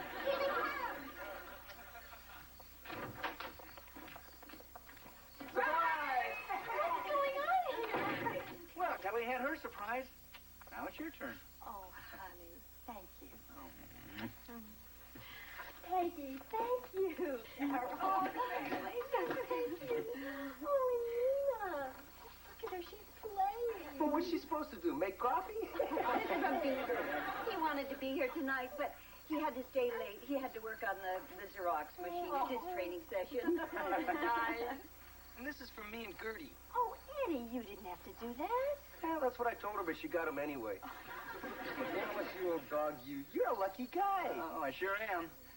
Especially because I'm not the one who's going to be blowing up like a beach ball. Yeah, it's sure going to be neat having a little baby in the house again.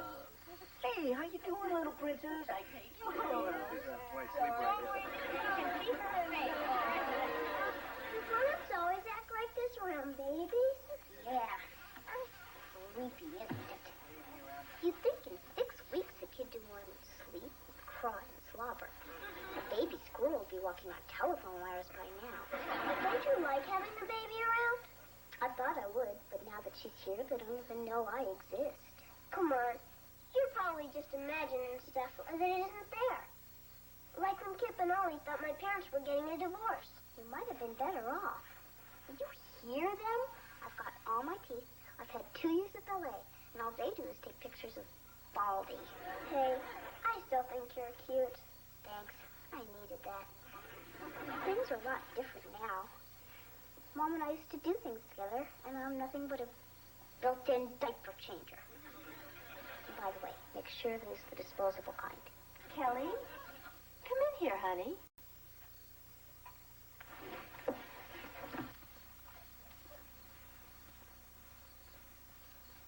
Come on, sweetheart. Sit down here. Here, I want you to see how much fun you're going to have. I'm not sure about this, Dad. Oh, now come on. Don't be nervous. She won't break. Isn't that adorable? She's going to make the most wonderful big sister, our big girl. That's right, kid. When the Cleaver egg hatches, you're going to be punching in full time. They're going to have you changing and feeding and babysitting. Yeah, if you're lucky, they'll give you a few hours off at Christmas. Mrs. Morgan, will you take her, please? Sure, Kelly. Thank you. Kelly, sweetheart, where are you going? I'm a big girl. I can go wherever I want.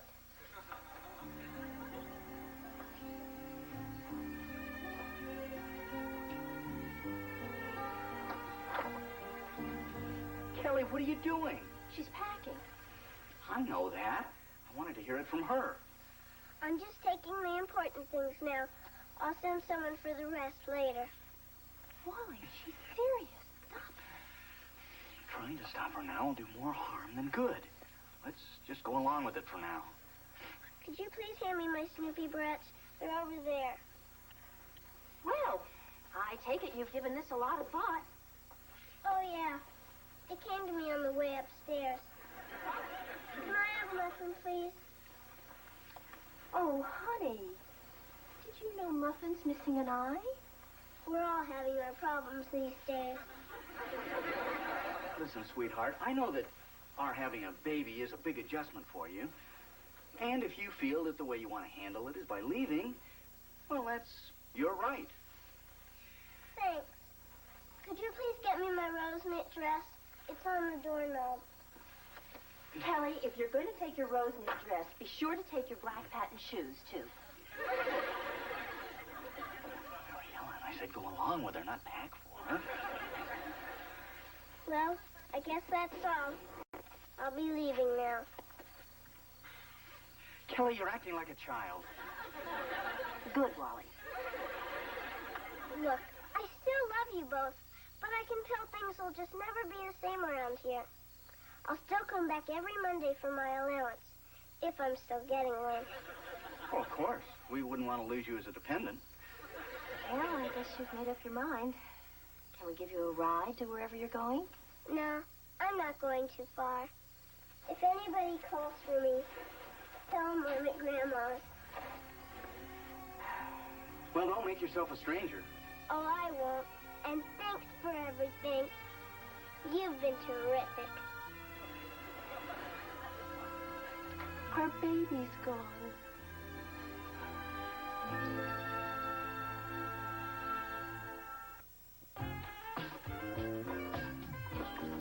Mom, eggshells have protein, don't they? Yes, dear. But if you want your omelet crunchy, I'd suggest green peppers. You'd think they would have invented something to do this for you. They already have. It's called a mother.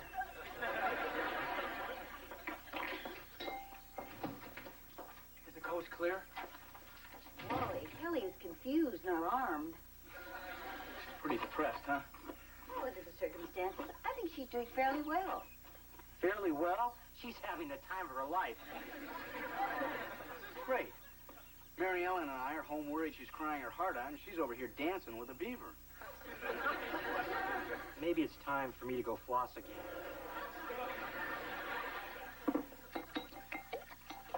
All right, that does it. Enough of this liberal 80s parent garbage. Fine. What do you propose to do about it? I'm going to drag her home whether she likes it or not. I guess you've forgotten that 2 days after we brought Beaver home from the hospital, you tried to trade him to the Donaldsons for their cat. Yeah, I always liked Puff Puff. took you a long time to accept having a younger brother. You can't expect Kelly to adjust to it overnight. Well, I just wish she'd adjust to it at our house. Let her stay here for a while. She'll come home when she's ready. And when she does, make her realize that the baby is a blessing, not an intrusion. Let her help you pick out toys and furniture and even select the name. Thanks, Mom. You know, we should have just let you tell her in the beginning.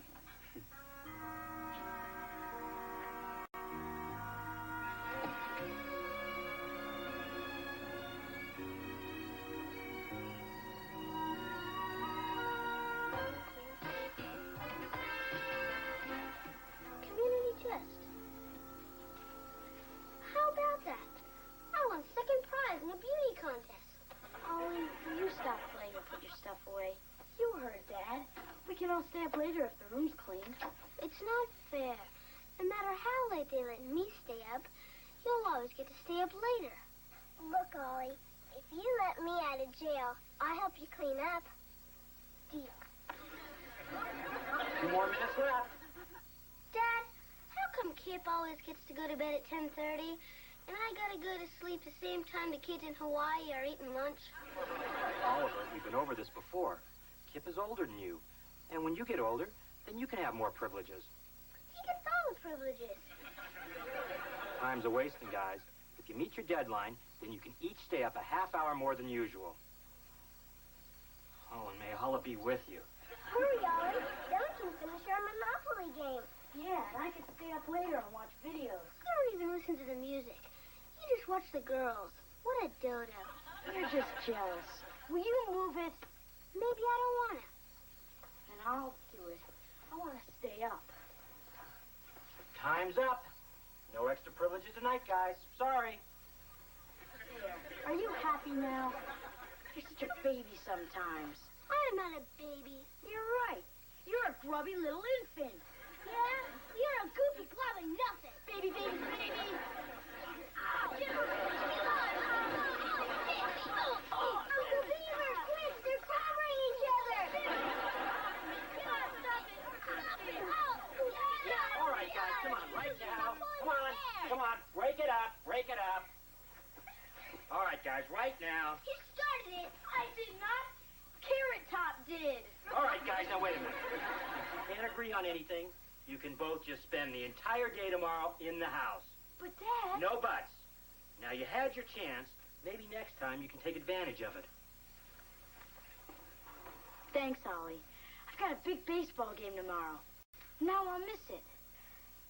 You better stay away from me for the rest of your life.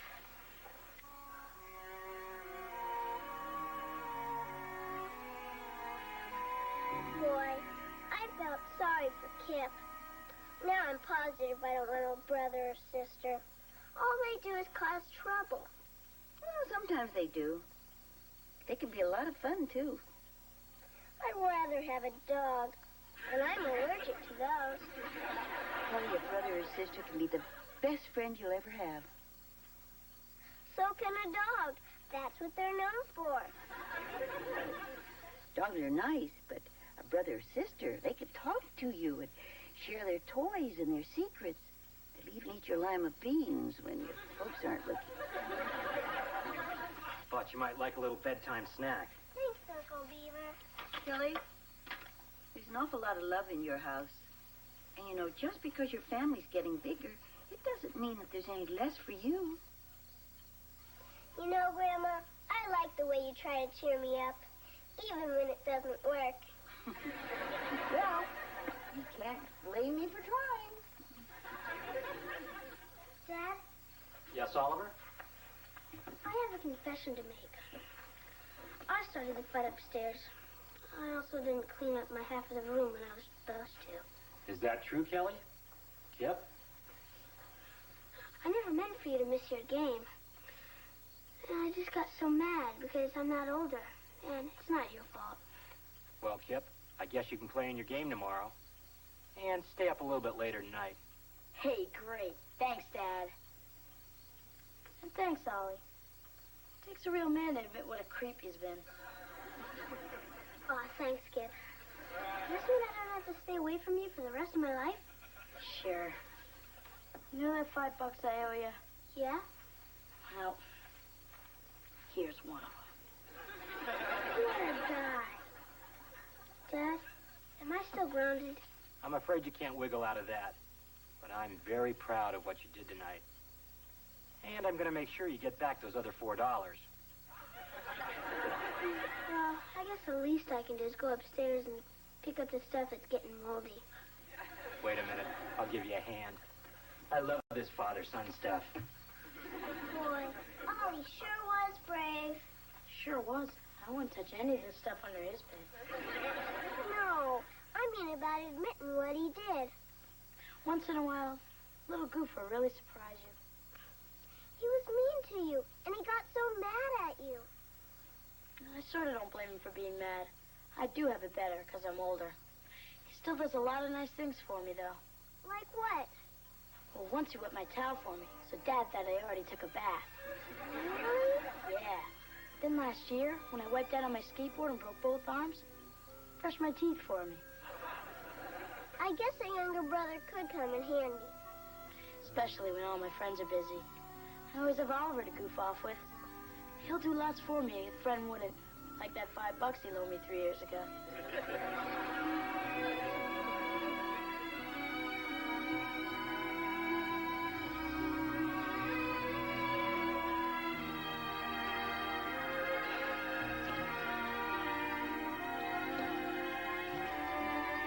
You know, honey, maybe we should let Kelly pick out the baby's name. That'd get her involved. I don't think that's a very good idea. We could wind up living with someone named Kermit or Dad. Kermit Cleaver. It's got a nice ring to it. Honey, I don't think so. Kelly! Oh, honey, it's Kelly. Oh, hi, pal. I just want you both to know that it's all right with me if you have that baby. I think we can make it work now. Oh, honey, I'm so glad to hear you say that. But what made you change your mind? Well, when you told me about the baby, I just thought of the bad stuff. I didn't think that maybe one day I might need somebody to brush my teeth for me. Well, it's time for me to go to bed now. Good night, Dad. Good night, honey. I love you both. Good night, baby. I can't wait to meet you.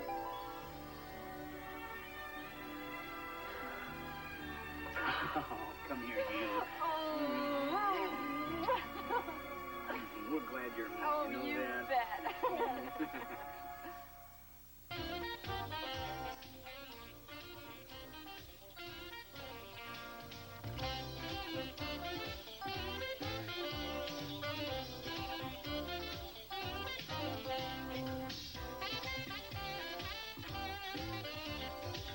Take care of yourself and your family with a show that puts parenting in perspective. Join Debbie Van Keek.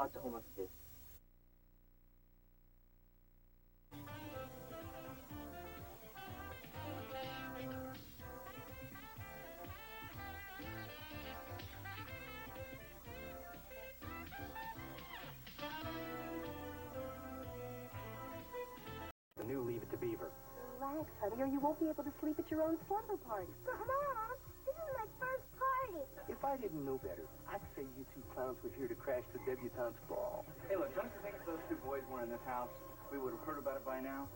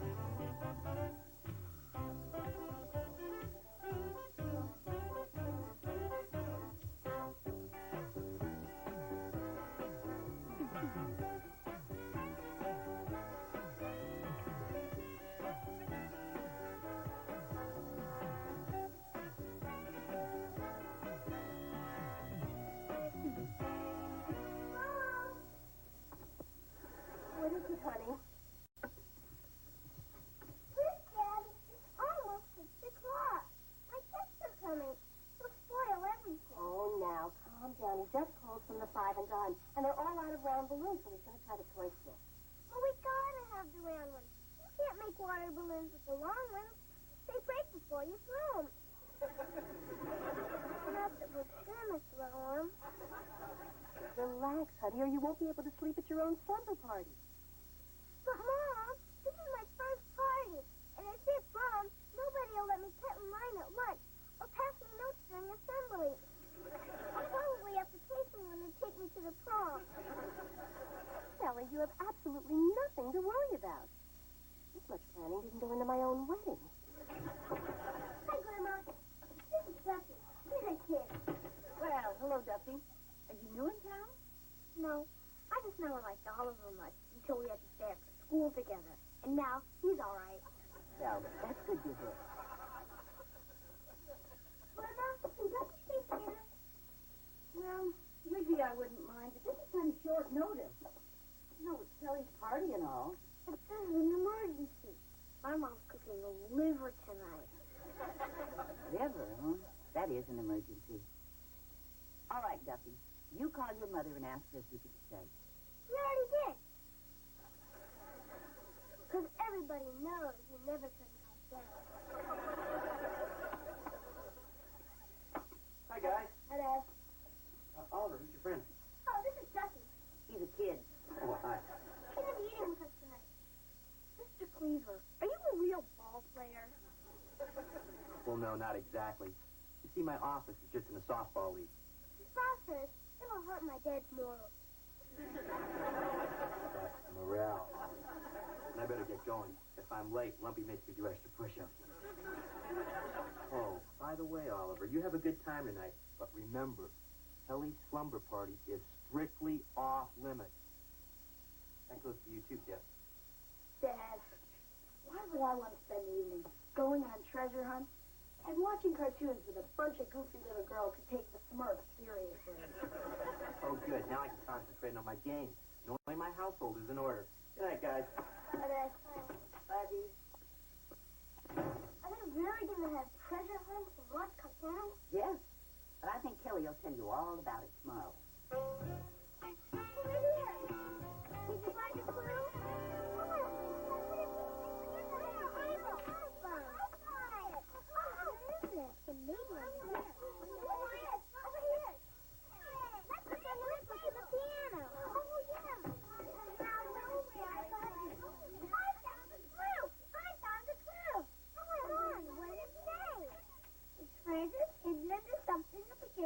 Letter C. Let's go look under the potato chip.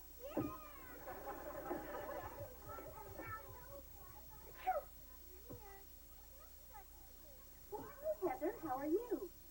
Allergic. Did you get a pet? I have to take 2 of these if you did. Well, not unless one sneaked in while we were at the pancake house. Well, I better check them anyway, just in case any of your pillows got duck feathers in them. Fun kid. I get it. Hi, Peggy. Hi, Mrs. Cleaver. This is my cousin Rebecca from Chicago. The suburbs, to be exact. Hi, Rebecca. Thanks for walking Peggy over. Can you find your way back? Well, actually, my folks are right out this evening, and I wondered if it would be okay if Rebecca came to the party. Oh, well, gee, Rebecca. I mean, all the other kids are much shorter than you. No sweat, Mrs. Cleaver. Don't worry about me. I love children. Well, come on in.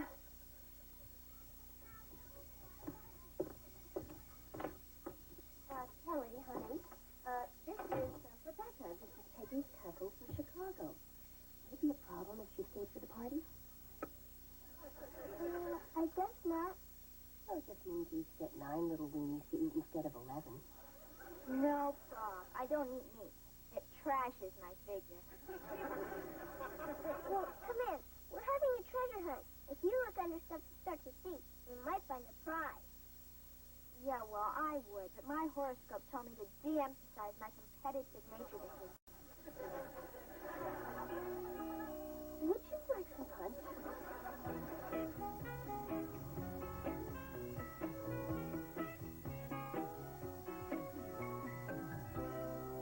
Pretty fun game, huh, Duffy? Yeah, fun. Who's winning anyway? I don't know. I stopped keeping score an hour ago. Who's winning then? It was either you or 279 to 263 with Duffy in the lead. Thanks, Skip. Don't mention it. What do you want to do now? I don't know. What do you want to do? You want to throw rocks in the dryer?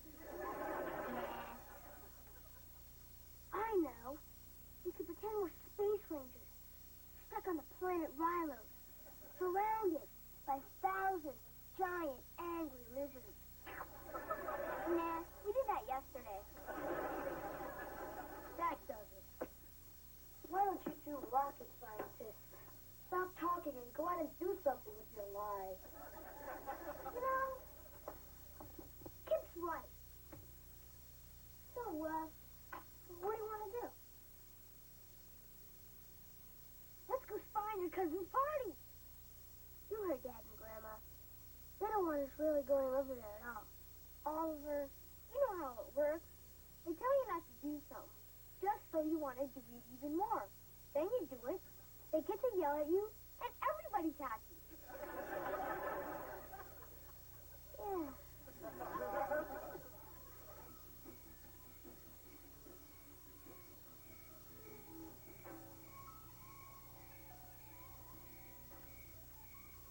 Duffy, I really don't think we should be doing this.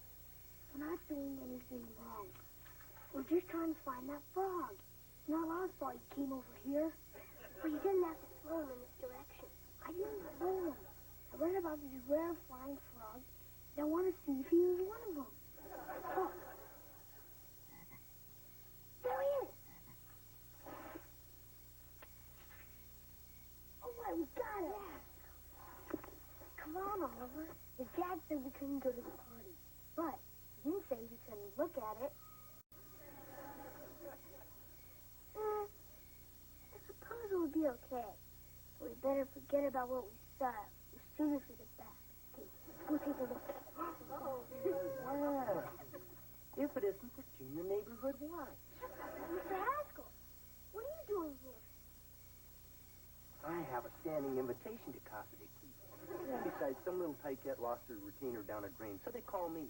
Wally's too cheap to pay a plumber. Now, what's your excuse? Oh, we caught a frog. Isn't he a beauty? And he can almost fly, too. Want to see? Maybe later. If I didn't know better, I'd say you two clowns were here to crash the debutante's ball. No, Mr. Haskell. The frog story we made up is true. And I suppose you're going to tell me you haven't been upstairs to short sheet the bunks yet? No way. What am I talking to here? 2 healthy American boys or a couple of meter maids? You're missing out on a chance for some serious fun here. I remember at the 8th grade sleepover, your Uncle Wally and I got Beaver to sneak over to the girls' side and put mayonnaise in the sleeping bags. Gee, really?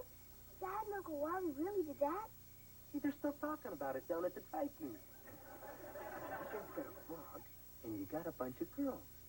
You can't waste a perfect combination like that. Unnatural.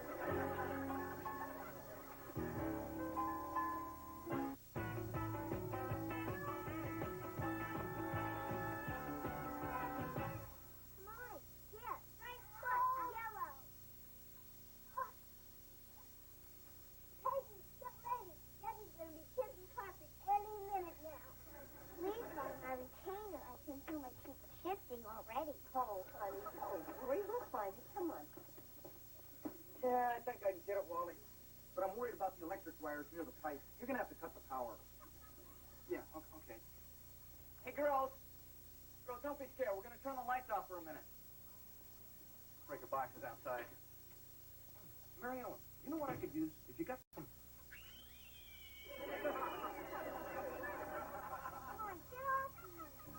Mary Ellen, have you got some rags? Here, hold on a sec.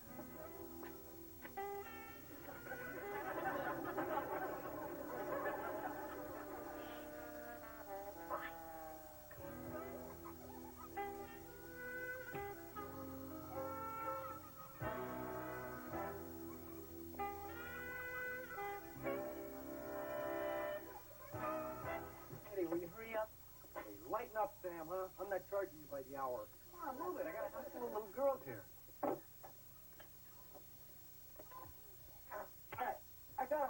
with the lights.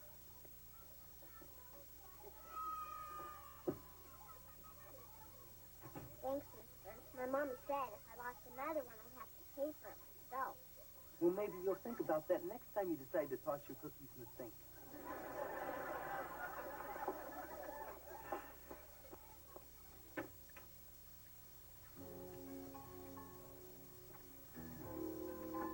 Wow. Look at all this gold junk. Yeah. Have you ever been alone in a girl's room before? Once, but I was with somebody. Well, this is fun. Go. What's the hurry? You heard what Mr. Haskell said. This is a night people are going to remember long after they've forgotten about it.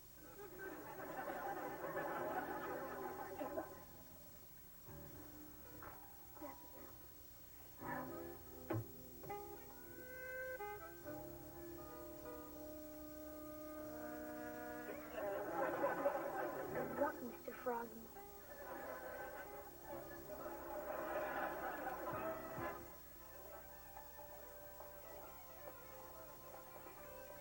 Who's that hairy guy with the guitar, Rebecca?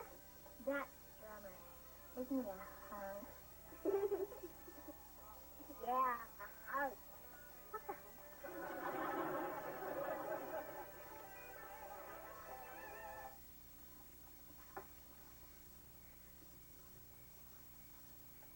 Look, I'm Cinderella. And she's Cleveland Flag.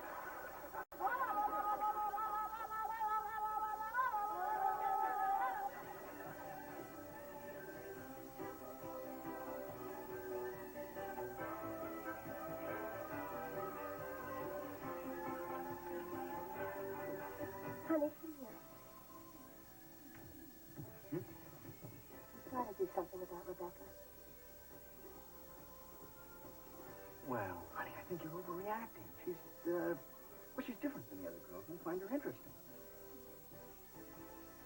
You remember the song, It's My Party and I'll Cry If I Want to? You would cry too if it happened to you. I'm on the case. Okay, girls, showtime. Yeah, I think you're gonna love this. What is it? Is it a concert? Well, no, but there's a lot of good music in it. Oh, excellent. You got Rocky Horror. Oh, well, it's sort of a horror film.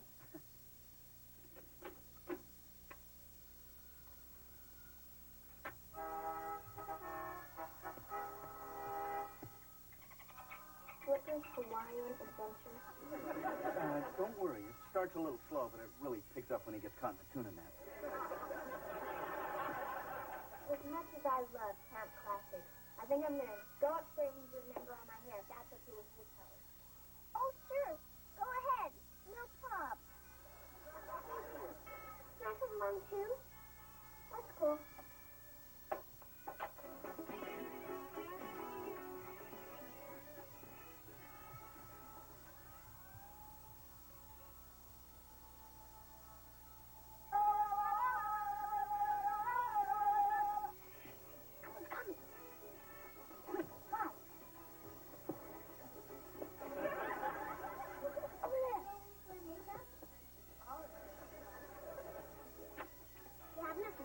All of us? Probably.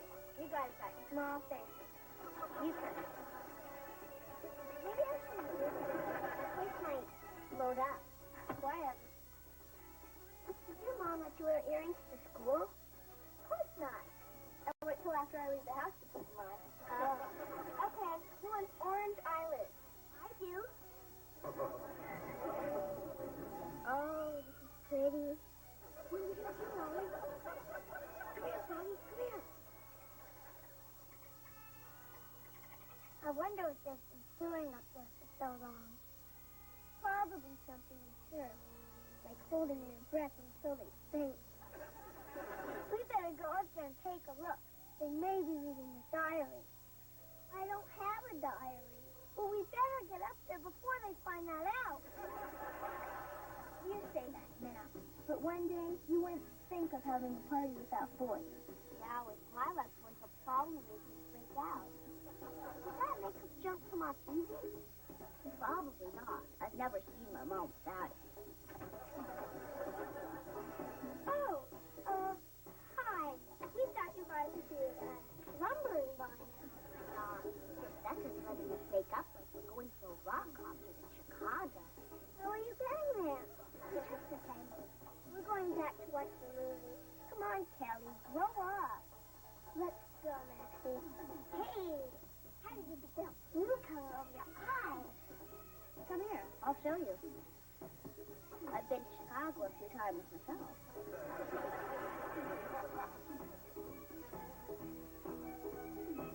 Rebecca, can you do something for me too? Sure. Why don't you start by doing something with that hair? My hair? I don't know. No problem. If you don't want to do this, just go back downstairs and see how the big fish is doing. What'd you have in mind? Let's just use our imagination.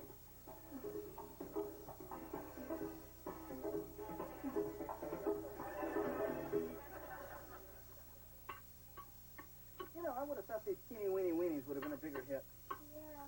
Next time we'll have to try those teeny tiny tacos.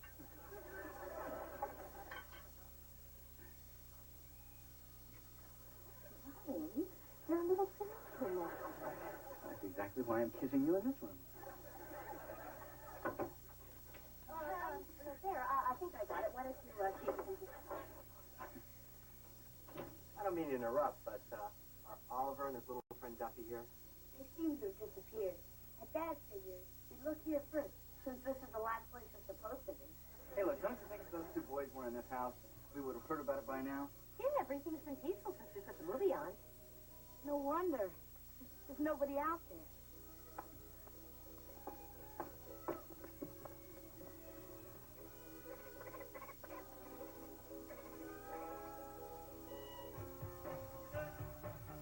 That is so old. I love it. Wow, Kelly, you look different. I know.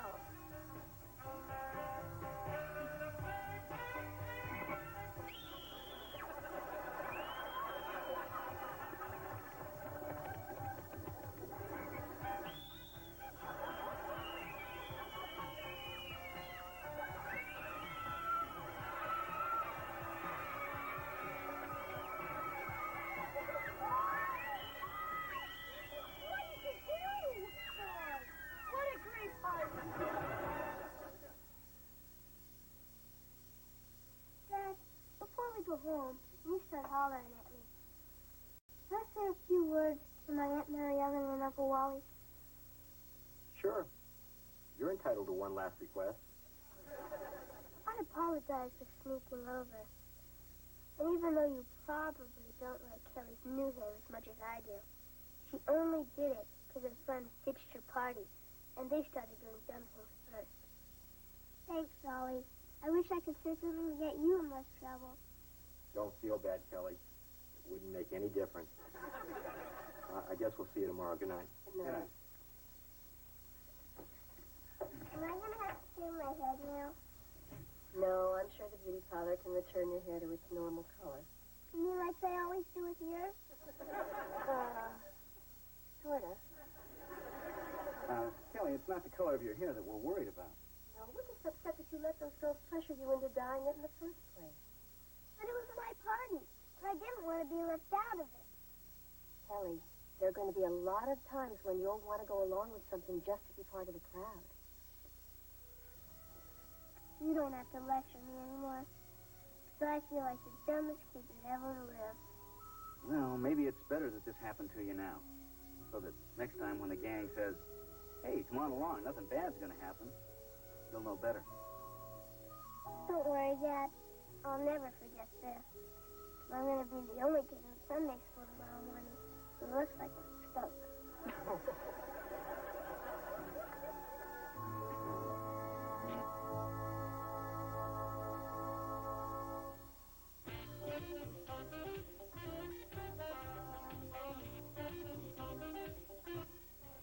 Cool pool, bulletproof.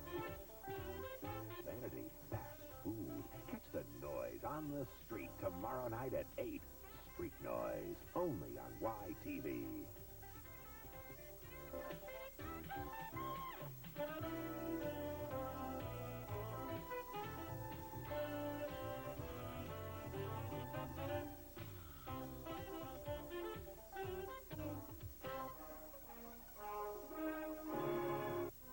Episode of the new Leave It to Beaver. I showed very poor judgment, but I'll do better in the future. What future? You're fired. Let's go to lunch, son. Great news, everybody. I got fired. Oh, well, that is great news. Yeah, great. We knew you could do it, Dad.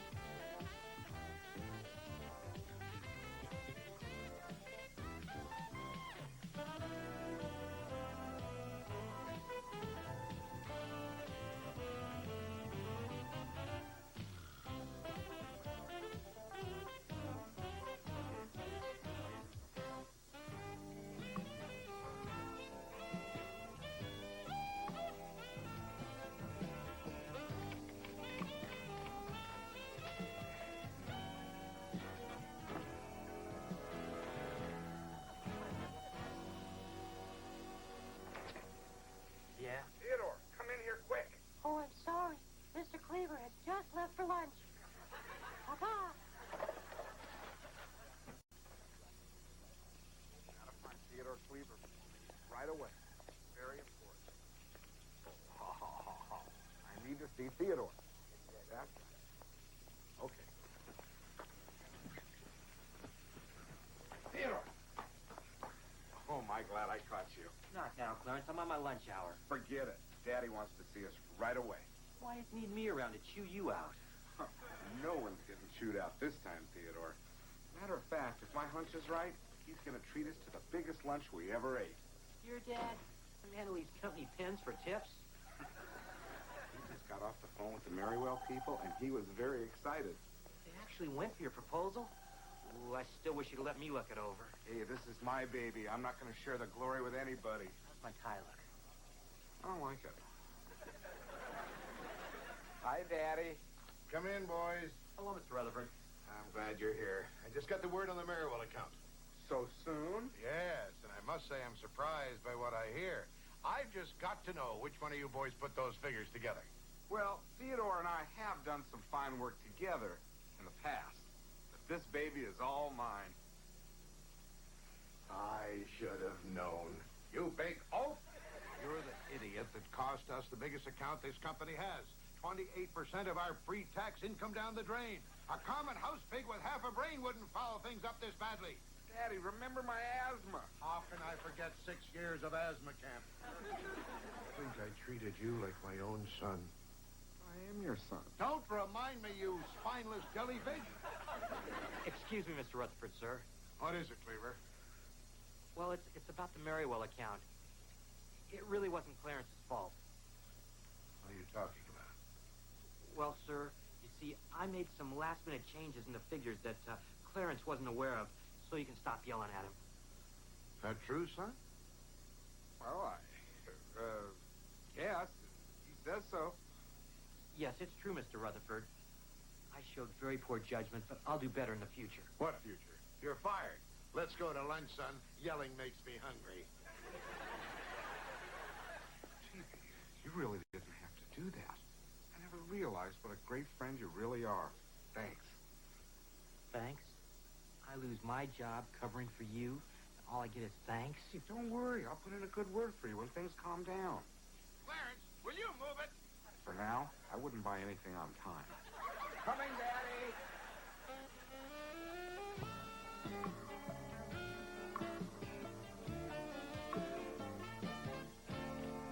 Hey, everyone. I'm taking ticket orders for the school talent show. You and J.J. Rutherford? I heard you practicing last night. No, thanks. Is that what that was? I thought maybe some cats were fighting. Nah, we're not going to be critical, Oliver. Remember, you didn't even try out for the talent show. That's because he doesn't have any talent. I do, too. I can make neat noises with my armpits. Want to hear? Oliver, didn't we discuss that last time Aunt Martha was here? Okay, troops, fall in. Oh, hi, Wally. Want some coffee? No thanks, Mom. I gotta be quick this morning. Well, if you're running late, Beaver can drive the children to school on his way to work. I'm not in that big of a hurry. My client's guilty. Come on, let's go, huh? Bye, doll. Bye. Bye, love. Have a good day. Morning, Counselor. Oh, hi, Eddie. Mr. Haskell, would you like tickets for my school talent show? Only if they're handing out air sickness bags at the door. Ignore him, honey. I do. Bye, Mom. Bye, honey. Good morning, Mrs. Cleaver. Hello, Eddie. And might I say, that's a lovely oven mitt you're wearing. Oh, well, thank you, Eddie. I always like to look my best for you.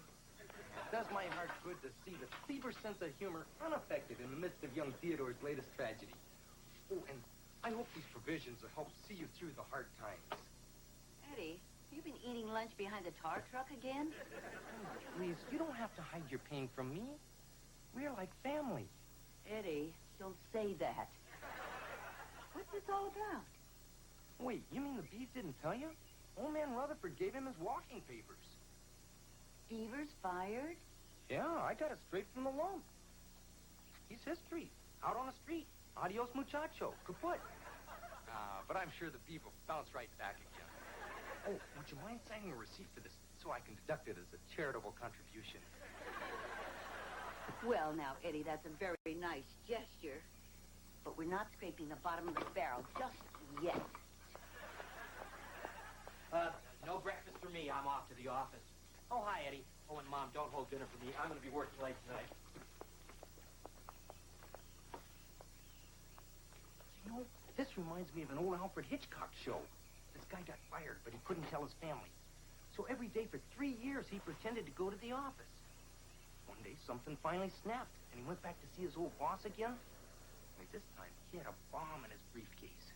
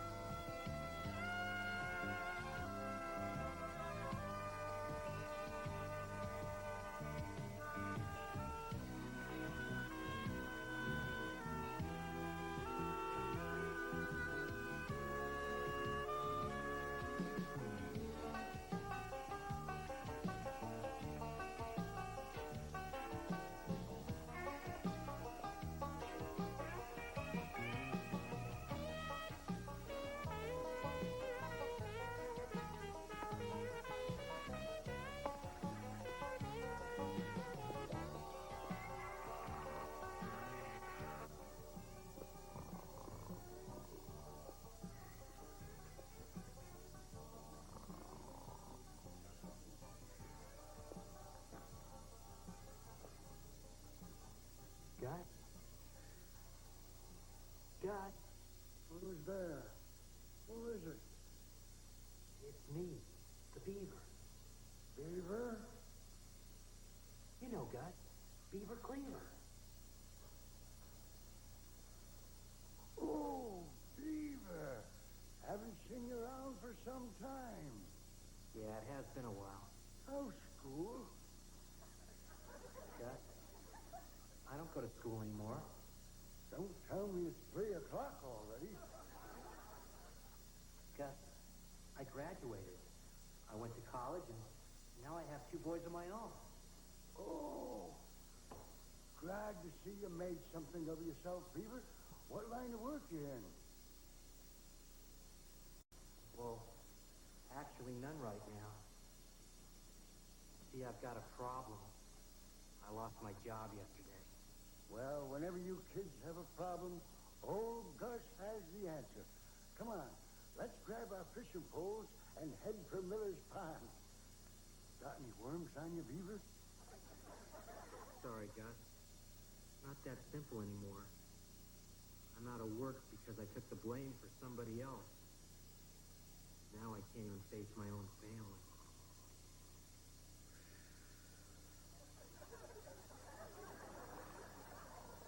Gus?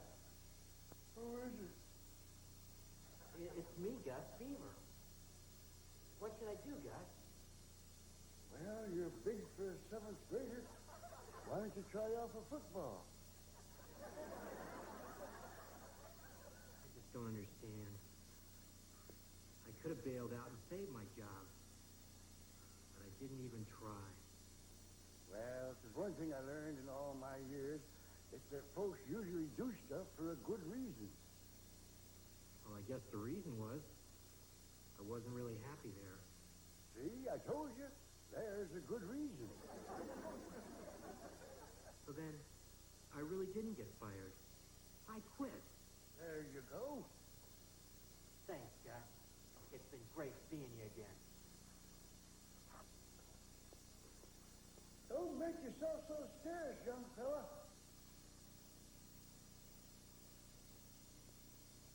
Make one heck of a linebacker.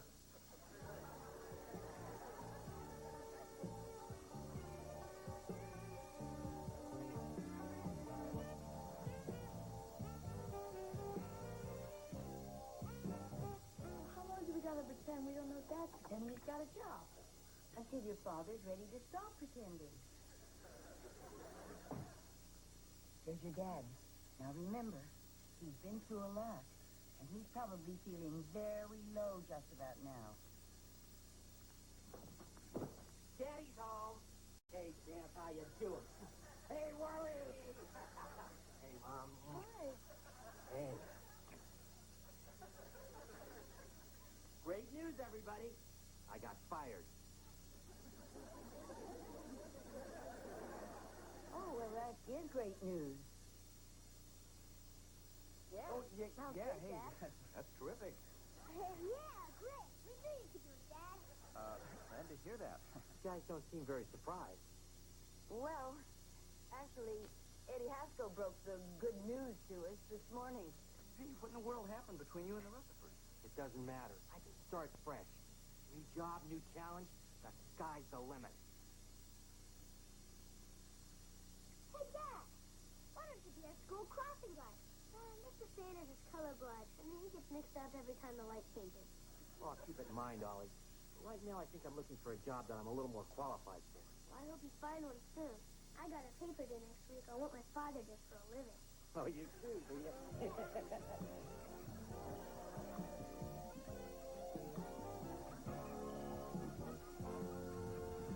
Ladies and gentlemen, Kelly Cleaver and J.J. Rutherford.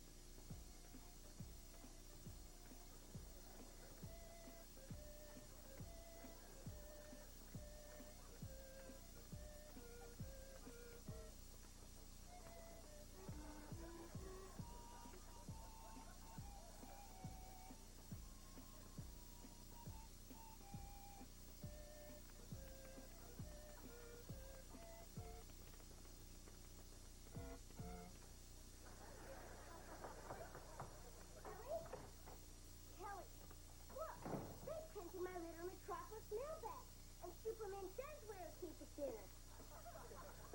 Oh, excuse me. I didn't know she was here. Come on over when you're alone. Okay, Oliver Cleaver. What is this? Why have you been so mean to me lately? Don't pretend like you don't know nothing, JJ. I'm not pretending. I really don't know nothing. Yeah, well, your dad made a real dumb mistake. And my dad was blamed so your dad wouldn't get into trouble. No way. My dad would never do that. Would so? Would not. Would so? Would not. Come on, we're not supposed to fight in the house. Okay, Cleaver, let's go sail without stars. You've got problems. Oh! Hey, what's all the yelling down here? Nothing left to know about, Dad. Mr. Cleaver, Oliver's been making up stories about my dad, and I'm a guest in your house. Tell her, Uncle Wally. Tell her what Dad told you when I wasn't supposed to be listening. JJ, I think that... Oh, I think I have to answer the door. Oh, hi, Lon. Hi. Are you ready, honey? We have dinner reservations at 7. Let me just get my book. Did you move yet? No. Why? Because my dad said you wouldn't be able to live with yourself.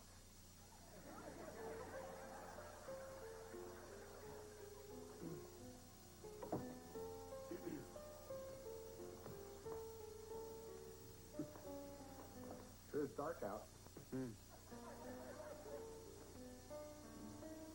So, what's new with the law? Well, right now I'd say it's the only thing that's keeping Beaver from blowing up your car. Give me a break. You know there was nothing I could do. I mean, it's a jungle out there. Dog eat dog, big fish eat little fish. Yeah, come on, who do you think you're talking to? Marlon Perkins? I know what happened over there. You were afraid to stand up to your father, like you've always been. That's not true.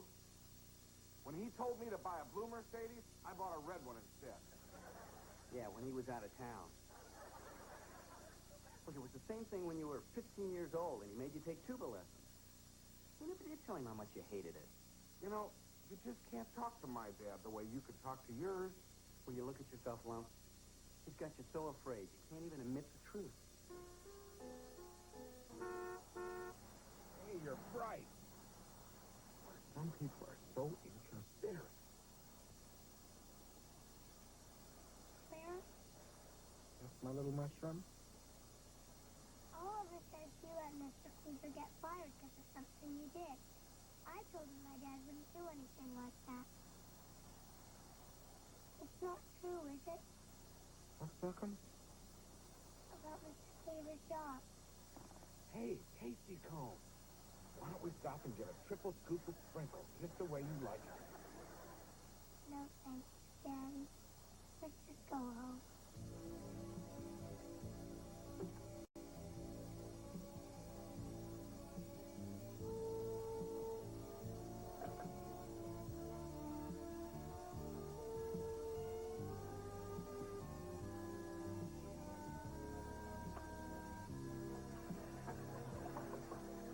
Theodore, can I come in?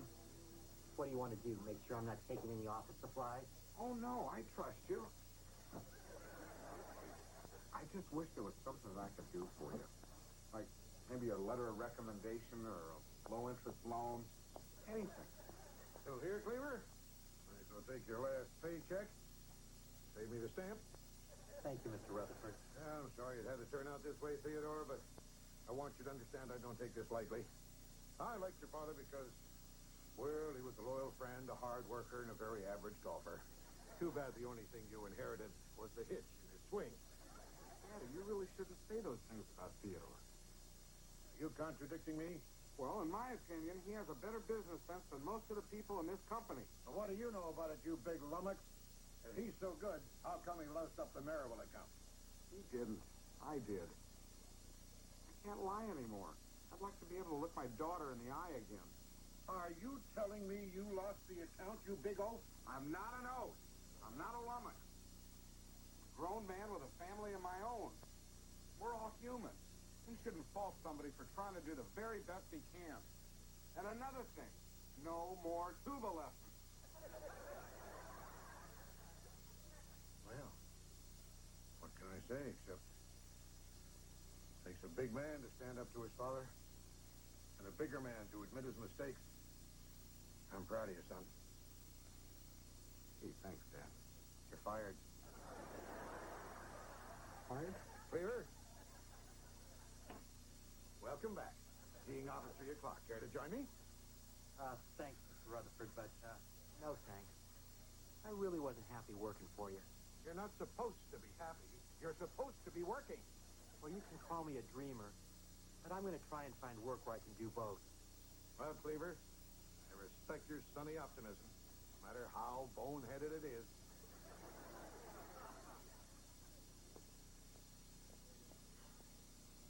Gee, Theodore, that was a very courageous thing to do. Well, it was braver of you standing up to your father. Terrific. I'm courageous. You're brave. And we're both out of work. You know, Lumpy, I think you're looking at this all wrong. Oh, yeah? You don't make as much as I do. Kid. sometimes you have to take risks, even if the time isn't right. I've been thinking about going into business for myself. Maybe it wouldn't be quite so scary if I had a partner. You mean me? Us? Lumpy and the Beaver? Sure, why not? You know, maybe you got something after all, B. I mean, people respected your dad. That alone should bring in a few paying accounts. Who knows, we might even land a Merriwell account. You know they're looking for a new firm. Then we're partners?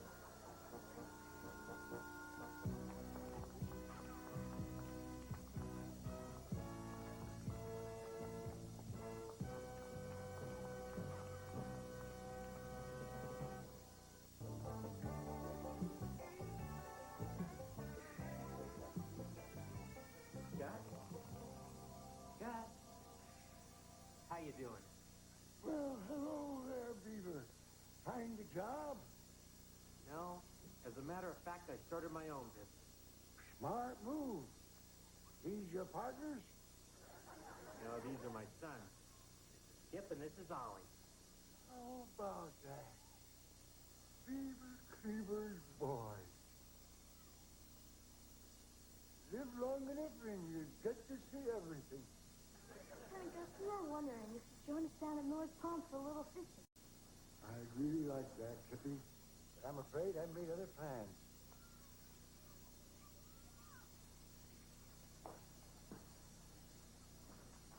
Her daddy's loaded.